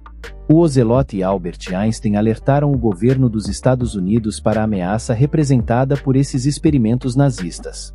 Pouco esforço foi feito para responder a isso em 1939 ou 1940, mas com a entrada dos Estados Unidos na guerra no final de 1941, uma nova consideração foi dada à América iniciar sua própria pesquisa nessa área. Oppenheimer seria tecnicamente o responsável pelo laboratório de Los Alamos durante a Segunda Guerra Mundial, mas tudo isso estava sob o guarda-chuva do Projeto Manhattan, um programa de pesquisa e desenvolvimento iniciado pelo governo dos Estados Unidos em 1942 com o objetivo final de desenvolver uma bomba nuclear. O nome vem simplesmente do fato de que a equipe de indivíduos encarregada do projeto mais amplo teve sua primeira sede, onde se reuniram em 1942, na ilha de Manhattan, na cidade de Nova York. Eventualmente, cresceu a partir de 1942 para empregar aproximadamente 130 mil pessoas em todo o país. Eles trabalharam em vários elementos do projeto em muitos estados e regiões. Por exemplo, uma grande equipe trabalhando em Chicago ao longo da guerra, que incluía o antigo colega de Oppenheimer de Vertigan, Enrico Fermi, e Léo Szilard, que corredigiu a carta a Roosevelt em 1939, alertando o presidente sobre o programa nuclear nazista, desenvolveu o primeiro reator nuclear funcional lá. Outra equipe no local de Hanford, no estado de Washington, foi encarregada de produzir plutônio a partir de urânio como matéria-prima para qualquer arma nuclear futura, e um projeto semelhante estava em andamento no Tennessee. Havia até equipes de pessoas operando sob o rótulo do Projeto Manhattan. Na Europa, realizando espionagem para tentar descobrir o que os nazistas estavam desenvolvendo. Oppenheimer supervisionaria a equipe de pesquisa mais crítica de todas as envolvidas no Projeto Manhattan. Como diretor do laboratório de Los Alamos no Novo México, ele quase não foi escolhido para esta posição. O indivíduo que supervisionou o Projeto Manhattan foi o Major-General Leslie Groves. Groves não é exatamente um nome conhecido hoje, mas tem a distinção de ter estado no comando tanto do Projeto Manhattan, que criou a primeira arma nuclear, quanto da construção do Pentágono como sede das Forças Armadas dos Estados Unidos e do Departamento de Defesa. Oppenheimer foi sugerido a Groves em 1942 como um possível candidato para liderar uma equipe de físicos teóricos e cientistas como parte do Projeto Manhattan. Mas Groves estava inicialmente cético, favorecendo a ideia de nomear alguém que tivesse recebido um prêmio Nobel em Física e, consequentemente, teria gravitas acadêmicas suficiente para liderar uma equipe de algumas das mentes mais eminentes da época. Ele acabou sendo persuadido de que Oppenheimer tinha um histórico de extrair o melhor das pessoas com quem trabalhava. Ele entrou em contato com Oppenheimer e, após entrevistá-lo, chegou à conclusão de que ele era adequado para o cargo. Nas semanas que se seguiram, no início do inverno de 1942, Oppenheimer procurou um local adequado com o estabelecimento de um centro de pesquisa em algum lugar remoto e afastado de centros urbanos, onde o sigilo fosse garantido e uma arma nuclear pudesse ser testada no devido tempo. Ele acabou escolhendo Los Alamos, no Novo México, onde um centro de pesquisa foi erguido no local de uma antiga escola. Isso foi subcontratado para a Universidade da Califórnia pelo Departamento de Guerra, para que Oppenheimer tivesse algum grau de autonomia na contratação e demissão como diretor do laboratório de Los Alamos. Embora houvesse mais contratações do que demissões, no auge, havia bem mais de 5.000 pessoas empregadas em Los Alamos, muito mais do que Oppenheimer havia inicialmente previsto. A equipe que Oppenheimer montou em Los Alamos incluía alguns dos melhores cientistas da primeira metade do século XX. Um deles era John Asbrook Van Vleck, físico e matemático que estava em Harvard quando Oppenheimer chegou lá em 1922. Ele foi posteriormente agraciado com o Prêmio Nobel em 1977 por seu trabalho em magnetismo eletrônico. Van Vleck fez contribuições significativas para o design da arma que seria usada na bomba sobre Hiroshima. Um colega de Oppenheimer de Berkeley, Robert Serber, atuou como físico organizador em Los Alamos e eventualmente nomeou as bombas usadas no primeiro teste de explosão, bem como contra o Japão, como He-Man, Little Boy e Fat Man, baseando-se em personagens de filmes e romances policiais como o Falcão Maltês. Heinz Berer, um físico teórico nascido na Alemanha que mais tarde seria agraciado com o Prêmio Nobel em 1967, desempenhou um papel central no cálculo da massa crítica das bombas projetadas em Los Alamos. Finalmente, Edward Teller, um judeu nascido na Hungria, foi recrutado para o laboratório de Los Alamos. Ele havia estudado na Alemanha por volta da mesma época que Oppenheimer no final dos anos 1920, mas posteriormente emigrou para os Estados Unidos. Teller já havia trabalhado no Centro de Reatores de Fermi em Chicago antes de ser enviado para o Novo México. Teller foi talvez o colega mais próximo de Oppenheimer em Los Alamos. Além deles, havia centenas de outros engenheiros, metalúrgicos, químicos e especialistas militares envolvidos nas equipes de pesquisa em Los Alamos, trabalhando em uma ampla gama de detalhes sobre como a primeira arma atômica poderia ser construída. A tarefa que confrontou essa equipe de físicos e outros engenheiros e cientistas era assustadora. Quando se reuniram em Los Alamos, tinham pouco com que trabalhar além de um conhecimento teórico de como uma reação em cadeia nuclear poderia ser produzida. Mas o que deve ser lembrado em uma época em que sabemos como é uma explosão nuclear e a destruição que resulta? É que Oppenheimer e seus colegas em Los Alamos não estavam apenas tentando construir uma arma nuclear, mas também prever o que aconteceria quando uma explodisse. Assim, houve uma enorme quantidade de experimentação e especulação teórica ao longo de 1943 e 1944. Ao longo de tudo isso, Oppenheimer trabalhou exaustivamente. Como Heinz Berer recordou anos depois, sua incrível rapidez em compreender os pontos principais de qualquer assunto foi um fator decisivo. Ele poderia se familiarizar com os detalhes essenciais de cada parte do trabalho que não dirigia do escritório central. Ele estava intelectual e até fisicamente presente em cada passo decisivo. No entanto, o cronograma de trabalho incrivelmente árduo que Oppenheimer seguiu em Los Alamos também teve um impacto em sua saúde. Ele sempre foi uma pessoa magra, mas durante o trabalho no Novo México, ele perdeu mais 20 quilos, pesando eventualmente cada vez menos. Durante o curso de 1943, os esforços de pesquisa em Los Alamos começaram a se concentrar em um protótipo chamado de He-Man. Este era um tipo de arma de plutônio, semelhante a uma arma de fogo, que detonaria em vez de uma bomba do tipo implosão. A pesquisa para produzir isso foi extremamente complexa, tanto do ponto de vista logístico, com o polônio, usado no iniciador, tendo que ser obtido de minérios em Ontário, no Canadá, e depois fabricado em uma instalação separada no Tennessee, que também fazia parte do projeto Manhattan mais amplo, quanto do ponto de vista do design. Para que a arma do tipo arma funcionasse, uma bala de plutônio que seria disparada dentro da bomba teria que ser acelerada a uma velocidade de 3.000 pés por segundo, ou mais de 3.200 km por hora. Caso contrário, a fissão nuclear começaria antes que o restante dos mecanismos da bomba estivesse pronto para uma explosão bem-sucedida. Isso foi, em última análise, o fim do design He-Man, pois percebeu-se durante o curso de 1944 que o cano da arma necessário para produzir essa velocidade seria muito grande para ser usado em uma bomba que pudesse ser transportada a bordo de um B-29 Flying Super Fortress, os novos bombardeiros pesados projetados para transportar qualquer bomba nuclear desenvolvida pelo governo dos Estados Unidos. Isso, juntamente com problemas relacionados ao uso de plutônio em uma bomba do tipo arma, levou ao abandono do design Feynman em abril de 1944. Com o abandono do design Feynman, Oppenheimer realocou muitos dos cientistas e engenheiros que estavam trabalhando nele para outro design chamado Little Boy. Este era uma bomba de fissão do tipo arma simplificada, mas, ao contrário do Feynman, pretendia-se que o urânio-235 fosse usado em vez de plutônio. Simultaneamente, outro tipo de design estava sendo desenvolvido. O Fat Man, como era conhecido, usaria plutônio, mas foi projetado como uma bomba do tipo implosão. A equipe de design para isso foi liderada por um físico americano chamado Seth Neddermeyer. Oppenheimer continuou a preferir o design do tipo arma, mesmo enquanto o Fat Man estava sendo desenvolvido durante o curso de 1943 e 1944. A genialidade de Oppenheimer como supervisor em Los Alamos foi vista em sua decisão de trazer John von Neumann, um matemático e físico nascido na Hungria, para Los Alamos em 1943 para revisar o design. Foi von Neumann quem sugeriu uma forma esférica e cargas moldadas que reduziriam a quantidade de plutônio necessária e tornariam a montagem de uma bomba do tipo implosão mais prática e realizável.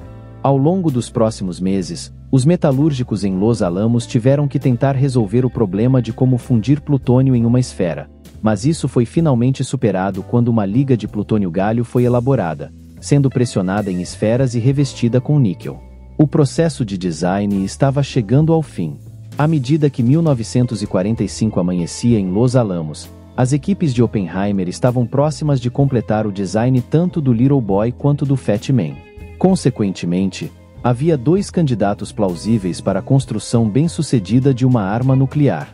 No final, ambos seriam concluídos aproximadamente ao mesmo tempo, à medida que os problemas de design eram resolvidos na primavera de 1945. E os níveis necessários de urânio enriquecido e plutônio eram produzidos nos locais em Washington e Tennessee.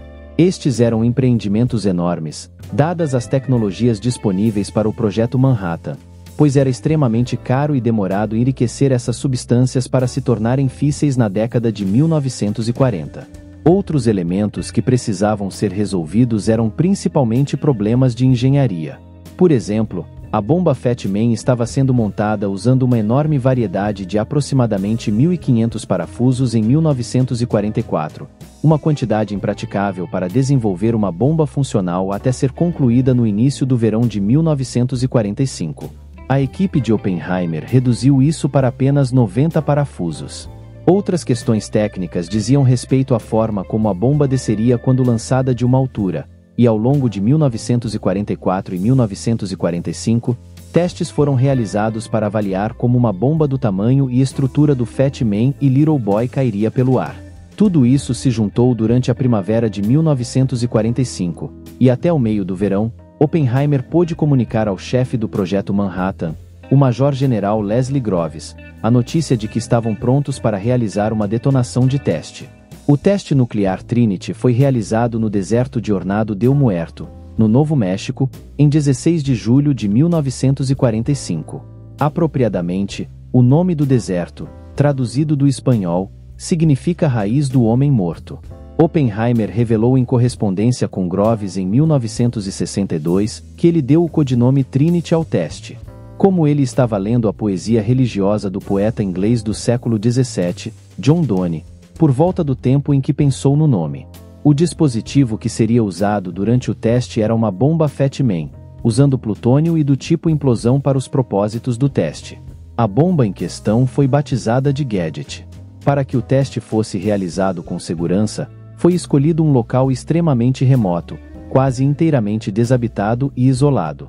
Havia apenas um prédio no local proposto para a explosão, a McDonald Rent House, construída por um migrante alemão em 1913, que foi desocupada à força em 1942 pela família McDonald depois que o governo dos Estados Unidos assumiu a região sob a alçada do Projeto Manhattan. O teste foi algo cuidadosamente planejado, uma vez que o plutônio que seria usado havia custado bilhões de dólares para ser produzido em dinheiro atual. Tais eram os métodos tortuosos envolvidos no enriquecimento de urânio e plutônio na época, muito dependia do seu sucesso. Como Groves observou na época, ele não queria explicar a um comitê do Congresso por que havia explodido bilhões de dólares em plutônio no deserto sem motivo. O teste Trinity foi realizado perto do amanhecer na manhã de 16 de julho. Abrigos de observação foram estabelecidos em 3 lugares diferentes ao norte, sul e oeste do local da explosão, cada um a aproximadamente 9 quilômetros de distância do local onde a bomba seria detonada. Óculos de proteção foram fornecidos para prevenir danos causados por comprimentos de onda ultravioleta prejudiciais. Embora a distância fosse considerada segura em termos da meia-vida radioativa que seria produzida, muitos dos observadores naquela manhã eram cientistas e incluíam Oppenheimer, Teller, Bethe, Enrico Fermi e John von Neumann. Alguns acreditavam que a bomba não funcionaria, outros estavam preocupados com o quão destrutiva ela poderia ser. Eles tiveram suas respostas às 5h29 quando o gadget explodiu, liberando uma energia explosiva equivalente a 25.000 toneladas de TNT. Isso criou uma cratera de 1/3 de quilômetro de largura e derreteu a areia no local do lançamento, transformando-a em uma rocha semelhante a vidro de cor verde clara. Os observadores a 9 quilômetros de distância não ouviram o imenso barulho da onda de choque, mas 40 segundos após a detonação. Nesse momento, estavam testemunhando uma bola de fogo crescente que mudava de cor de roxo, verde e laranja, eventualmente para branco. Em seguida, ela se coalescia em uma nuvem de cogumelo, que eventualmente espiralava 12 quilômetros para o céu. O impacto da explosão foi sentido a quase 100 quilômetros de distância. Enquanto aqueles nos abrigos de observação a 9 quilômetros de distância mais tarde recordaram que houve um breve período de calor imenso, como se estivessem diante de um forno aberto por alguns segundos quando a bomba detonou. As supostas palavras de Oppenheimer ao assistir à explosão do teste Trinity tornaram-se um tanto infames nos tempos modernos. Ele é supostamente citado do Bhagavad Gita, um dos textos mais sagrados do hinduísmo, escrito na segunda metade do primeiro milênio antes de Cristo e cujo título se aproxima da música de Deus. O Gita é uma escritura de 700 versos que gira principalmente em torno do príncipe Arjuna e seu guia, a divindade hindu Krishna, em uma ampla gama de assuntos morais e religiosos. Acredita-se amplamente e erroneamente que Oppenheimer citou uma linha do Gita na qual outro deus hindu, Vishnu, diz: "Eu me tornei a morte, o destruidor de mundos." Embora a linha teria sido uma expressão adequada naquela manhã no Novo México, na realidade, Oppenheimer nunca disse isso, gravando o evento 20 anos depois. Ele disse que outra linha do Gita passou por sua cabeça, uma na qual está declarado que se o esplendor de 1000 sóis irrompesse de uma vez no céu, isso seria como o esplendor do poderoso. Na reflexão, em 1965, ele pensou que a outra linha teria sido mais adequada. Mas, apesar do mito que se desenvolveu, Oppenheimer nunca pronunciou as palavras: "Eu me tornei a morte, o destruidor de mundos." No entanto, naquele que, em retrospecto, deveria ter sido um momento sóbrio, a reação geral nos abrigos de observação foi de alegria pelo sucesso do projeto Manhattan. Oppenheimer, como foi observado mais tarde, estava jubilante. As ramificações de seu sucesso, no entanto, ficariam muito claras em questão de semanas. Dentro de semanas da explosão do teste Trinity, a bomba atômica seria usada como arma de guerra. Naquele momento, o conflito na Europa chegará ao fim, pois os aliados haviam avançado para a Alemanha tanto do leste quanto do oeste na primavera de 1945, levando Hitler a tirar a própria vida em Berlim no final de abril e os nazistas se rendendo. Apenas pouco mais de uma semana depois, no entanto, o Império do Japão indicou nenhuma disposição para se render, e os sistemas de honra japoneses e a cultura militar pareciam sugerir que uma invasão das ilhas japonesas seria necessária para encerrar a guerra no Pacífico. O governo dos Estados Unidos havia calculado que isso poderia resultar em milhões de mortes, já que os japoneses lutariam até o amargo fim.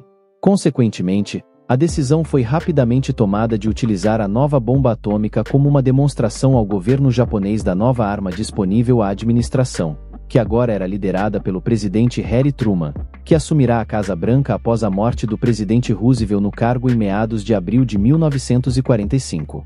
O resultado foi o bombardeio da cidade japonesa de Hiroshima com uma das bombas Little Boy em 6 de agosto de 1945. Naquela noite, Oppenheimer estava triunfante e parecia lamentar o fato de que a arma não estava disponível para ser usada contra os nazistas na Alemanha. No entanto, esse clima rapidamente deu lugar ao desencanto 3 dias depois, quando os Estados Unidos lançaram uma segunda bomba do tipo Fat Man na cidade de Nagasaki, no Japão. Certamente, Oppenheimer e seus colegas concluíram: isso não era aceitável. Afinal, os japoneses não haviam tido tempo suficiente para processar as implicações da primeira bomba e decidir se render, o que fizeram 6 dias após o bombardeio de Nagasaki. Com isso, a guerra chegou ao fim.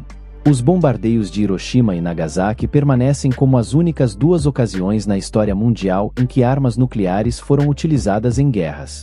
Eles são, consequentemente, enormemente controversos hoje em dia. A maioria dos analistas dos eventos de agosto de 1945 tende a ter a mesma visão que Oppenheimer e seus colegas, de que o uso da primeira bomba em Hiroshima era algo justificável, embora eminentemente lamentável, como um meio de forçar os japoneses a se renderem e, assim, potencialmente salvar milhões de vidas evitando uma invasão terrestre do arquipélago japonês. Mas a maioria concorda que o bombardeio de Nagasaki apenas 3 dias depois, embora injustificado de maneira mais ampla, levantou implicações éticas sobre o trabalho que Oppenheimer e seus colegas realizaram como parte do Projeto Manhattan durante a guerra. Existem 2 lados nisso. Por um lado, o desenvolvimento de armas nucleares introduziu uma ameaça existencial à sobrevivência da humanidade nos tempos modernos. Mas, por outro lado, o poder dissuasivo nuclear garantiu que as superpotências mundiais e os grandes estados evitassem grandes guerras desde 1945. Por séculos, os estados europeus estiveram incessantemente em guerra uns com os outros. Isso mudou completamente quando ficou aparente que o conflito direto poderia resultar em destruição mutuamente assegurada. Ironicamente, o impacto do desenvolvimento de armas nucleares tem sido promover uma paz nuclear. Mas os riscos permanecem profundos em um mundo onde a política está se tornando mais antagonista e desestabilizada durante o século XXI. Com o fim da guerra, a reputação de Oppenheimer atingiu uma altura sem precedentes nos círculos acadêmicos americanos.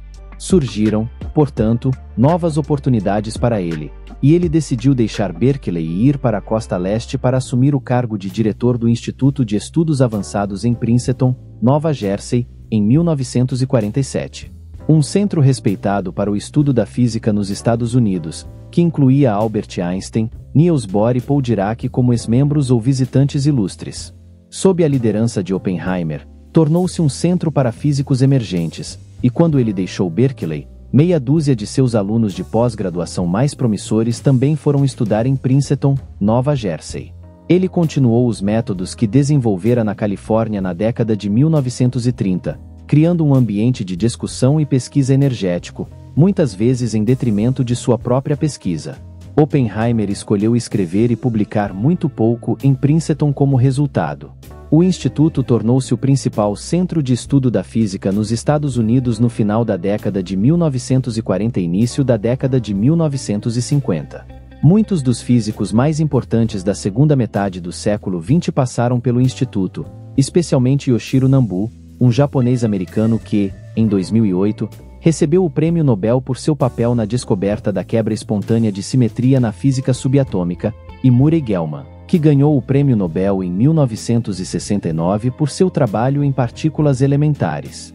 Além de seu trabalho em Princeton, Oppenheimer continuou a ocupar vários cargos no governo até o final da década de 1940 e início da década de 1950, mantendo também autorização de segurança para visualizar documentos e materiais classificados relacionados ao programa nuclear em evolução dos Estados Unidos. Notável nesse aspecto foi sua participação na recém-criada Comissão de Energia Atômica, fundada em 1947 como uma comissão liderada pelas Nações Unidas, uma entidade recém-criada destinada a promover a paz mundial no pós-guerra. A Comissão de Energia foi encarregada de regular a proliferação de materiais nucleares e o desenvolvimento de armas nucleares. Embora os Estados Unidos fossem, por vários anos, a única nação com acesso a bombas nucleares após 1945, era apenas questão de tempo até que outras nações começassem a construir ou tentar desenvolver suas próprias bombas. Oppenheimer e vários de seus ex-colegas do Projeto Manhattan foram fundamentais nos esforços de 1946 e 1947 para estabelecer restrições à proliferação nuclear, que ainda estão em vigor hoje. Como primeiro presidente da comissão, Oppenheimer tentou desencorajar uma corrida armamentista nuclear entre os Estados Unidos e a União Soviética no contexto da Guerra Fria em desenvolvimento. Mas esses esforços foram em vão, e uma importante corrida armamentista nuclear se desenvolveu assim que os soviéticos realizaram seu primeiro teste bem-sucedido de uma arma nuclear em 1949.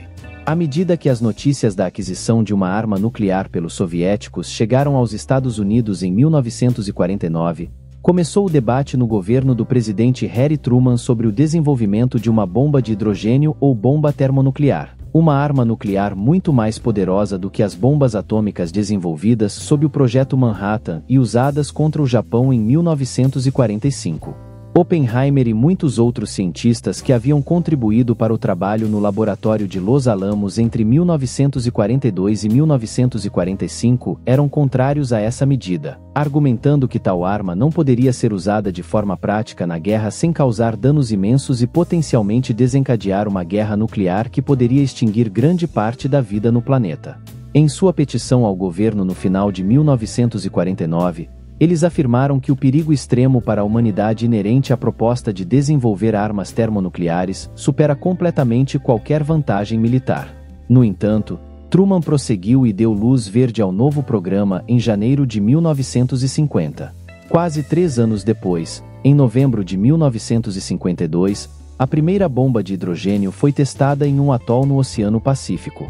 Ivy Mike, como a bomba foi chamada, produziu uma explosão equivalente a mais de 10 milhões de toneladas de TNT e foi 450 vezes mais poderosa do que a bomba atômica que os Estados Unidos lançaram sobre Nagasaki em 1945, apesar das reservas expressas por Oppenheimer e muitos outros. A Guerra Fria estava entrando na era da destruição mútua assegurada. Assim como ele tinha sido absolutamente central para o Projeto Manhattan e um cientista sênior do governo por muitos anos, Oppenheimer entrou em conflito com o governo no início da década de 1950 durante a Segunda Caça às Bruxas. Esses foram anos em que a Guerra Fria com a União Soviética se aprofundava após a divisão da Alemanha em uma Alemanha Ocidental alinhada ao Ocidente e uma Alemanha Oriental comunista, juntamente com a formação da Organização do Tratado do Atlântico Norte, OTAN, e do Pacto de Varsóvia como uma aliança militar rival. Enquanto a Guerra da Coreia colocava os blocos ocidental e comunista um contra o outro pela primeira vez em uma grande guerra por procuração, os Estados Unidos se tornavam atormentados por preocupações inicialmente legítimas sobre organizações comunistas dentro do país atuando como uma quinta coluna para a União Soviética. Mas isso logo deu lugar a uma intensa e infundada paranoia sobre os motivos de qualquer pessoa associada à política socialista ou mesmo grupos como a União Americana pelas Liberdades Civis. A Segunda Caça às Bruxas, assim chamada para distingui-la da Primeira Caça às Bruxas, que atingiu os Estados Unidos no final da década de 1910 após a Revolução Russa de 1917, ganhou força no final dos anos 1940 e atingiu seu auge entre 1950 e 1954, quando o senador Joseph McCarthy empreendeu esforços extensos para identificar e levar a julgamento qualquer pessoa remotamente suspeita de simpatias comunistas. Oppenheimer logo se tornaria suspeito durante a Segunda Caça às Bruxas. As associações de Oppenheimer com movimentos políticos socialistas e de esquerda e organizações de direitos civis nos Estados Unidos remontam à década de 1930, quando, depois de ser em grande parte apolítico durante sua juventude, ele começou a se interessar finalmente pelos assuntos políticos.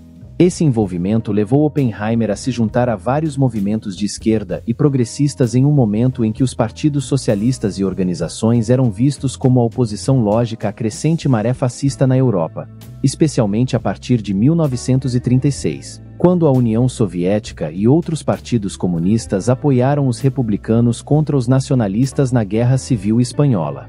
Deve ser observado, no entanto, que Oppenheimer nunca se juntou ao Partido Comunista dos Estados Unidos.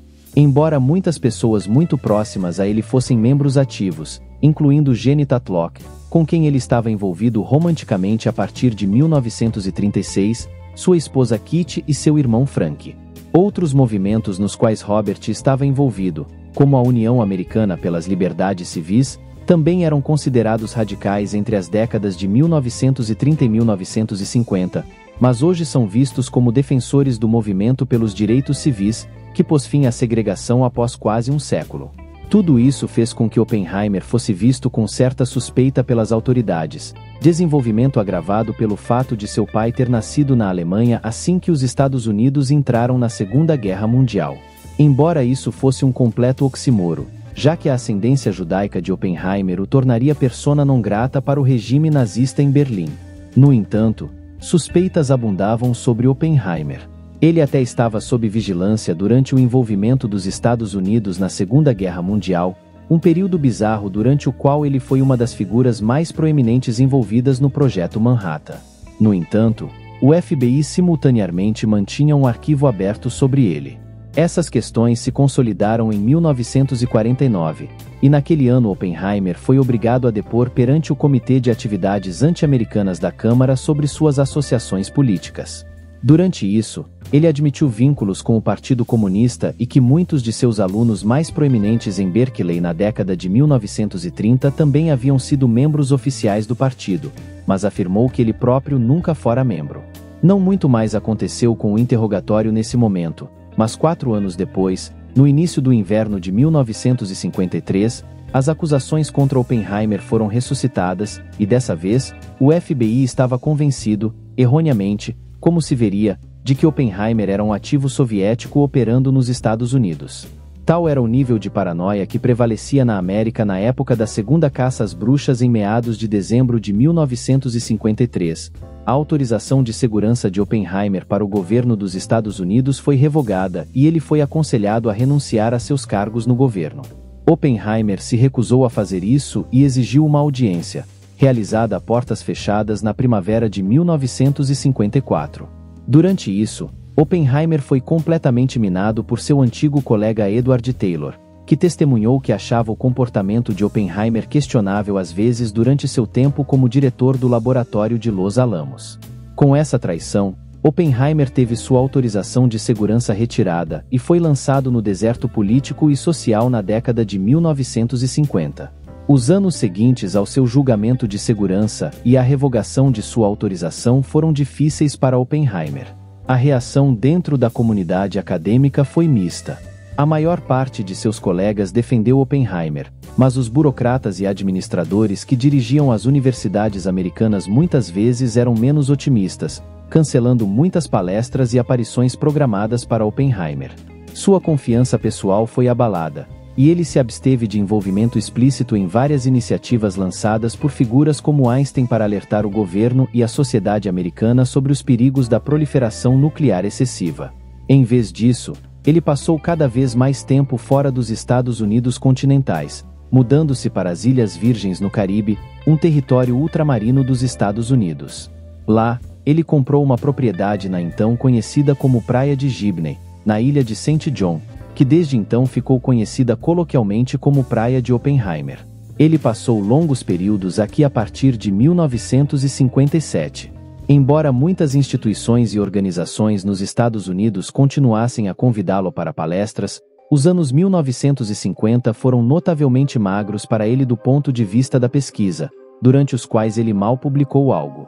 No final dos anos 1950, houve esforços concentrados para reabilitar Oppenheimer no exterior. Por exemplo, em 1957, o governo francês concedeu a ele a Legião de Honra em reconhecimento por seu serviço durante a guerra. Em 1962, ele foi feito membro estrangeiro da Royal Society na Grã-Bretanha.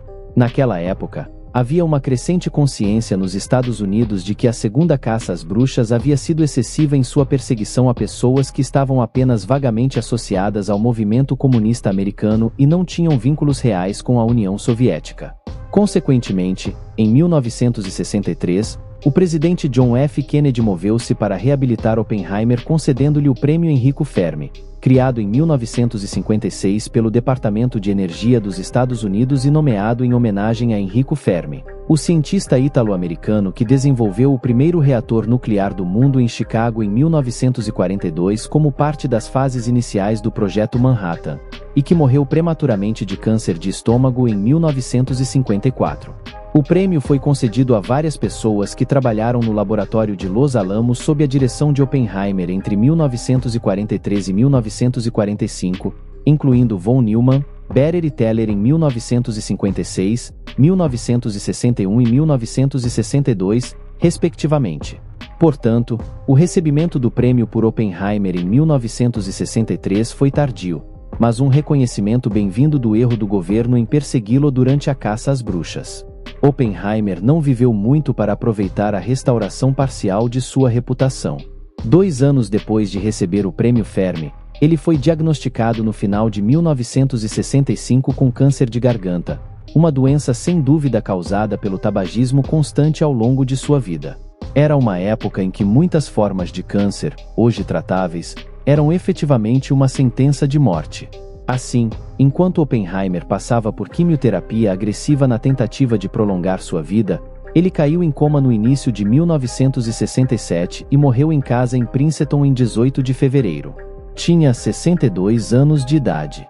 Embora sua reputação tenha sido apenas parcialmente reabilitada com a concessão do Prêmio Enrico Fermi em 1963, e muitas figuras políticas continuassem a vê-lo com desconfiança, a comunidade acadêmica demonstrou claramente seu respeito por Oppenheimer em um serviço fúnebre que contou com a presença de mais de 600 colegas do meio acadêmico. A comunidade científica e militar, muitos dos quais haviam trabalhado com Oppenheimer em Los Alamos, também prestou homenagem. Suas cinzas foram posteriormente depositadas nas águas da ilha de St. John, no Caribe, em uma urna. Nas décadas seguintes, sua reputação foi totalmente restabelecida. Em contraste, Edward Taylor, que testemunhou contra Oppenheimer em sua audiência a portas fechadas em 1954, foi rejeitado por muitos dentro da comunidade científica americana por muitas décadas. Em 1967, Oppenheimer foi indicado póstumamente pela 3ª vez ao Prêmio Nobel de Física. Ele havia sido indicado anteriormente em 1946 e 1951, mas não recebeu o prêmio nessas ocasiões, nem em 1967. Houve considerável atenção ao longo dos anos sobre por que ele não recebeu o Prêmio Nobel, dada sua extensa trajetória, mas há razões claras para isso. Em primeiro lugar, Oppenheimer não publicou extensivamente, ao contrário de alguém como Albert Einstein, que publicou mais de 300 artigos científicos durante sua vida e muitos livros mais tarde.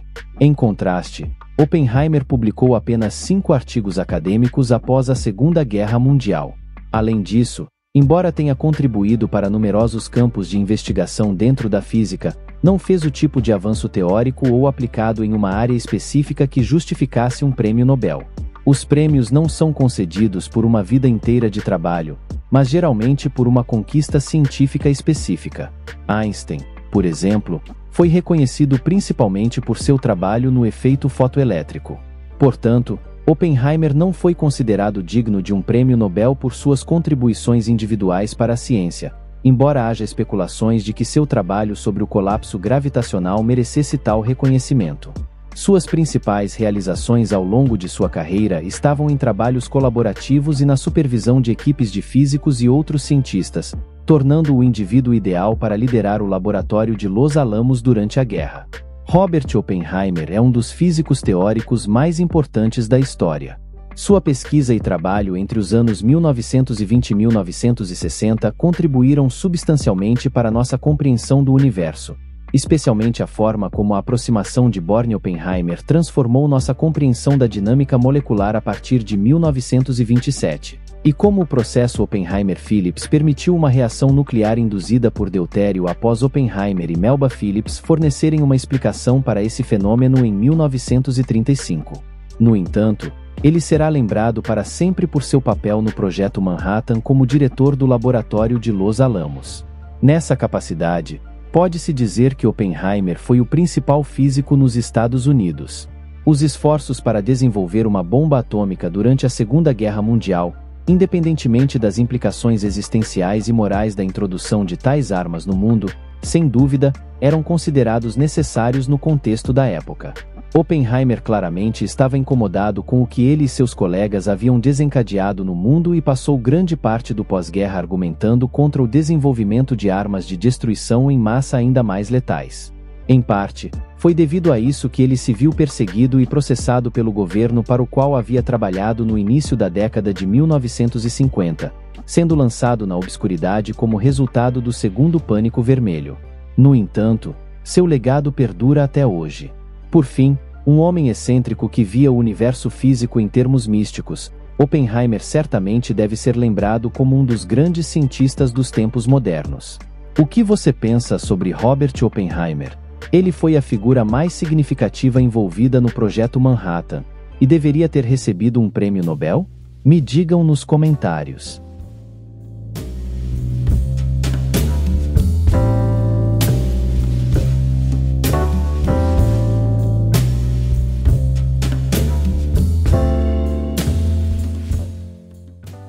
Salve família! E assim concluímos nossa viagem pelos caminhos intrigantes da vida de Robert Oppenheimer, uma figura complexa que moldou os destinos da ciência e da humanidade. Espero que tenham apreciado explorar os altos e baixos, as conquistas e os dilemas deste notável cientista. Sua jornada não apenas nos leva aos corredores do Projeto Manhattan, mas também aos confins da alma humana. Como sempre, a ciência nos desafia a compreender não apenas o mundo ao nosso redor, mas também a nós mesmos. Oppenheimer personificou essa dualidade, um reflexo de nossa busca constante pelo conhecimento e nossa responsabilidade ao manipular o poder da natureza. Deixem nos comentários o que acharam desta jornada. Suas opiniões e pensamentos são fundamentais para a nossa comunidade. Se você gostou deste mergulho na vida de Oppenheimer, não se esqueça de se inscrever para mais vídeos envolventes sobre ciência e descobertas.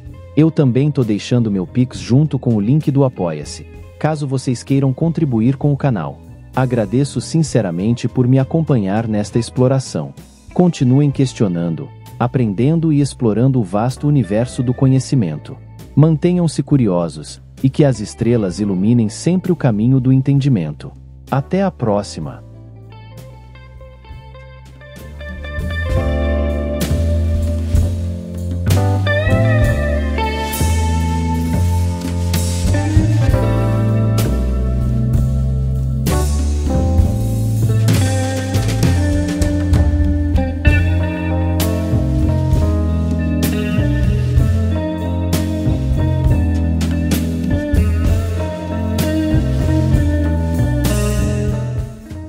Salve família! Se você acompanha e gosta do meu trabalho, eu preciso muito da ajuda de vocês. Dá um pulo lá no Apoia-se e se torne um de nossos investigadores daqui do canal. E para os apoiadores do canal, vão ter diversos brindes para vocês, meus amigos. Então, se você quer que esse conteúdo continue rolando, dá um pulo lá no Apoia-se e se torne um de nossos investigadores daqui do canal. Valeu, família!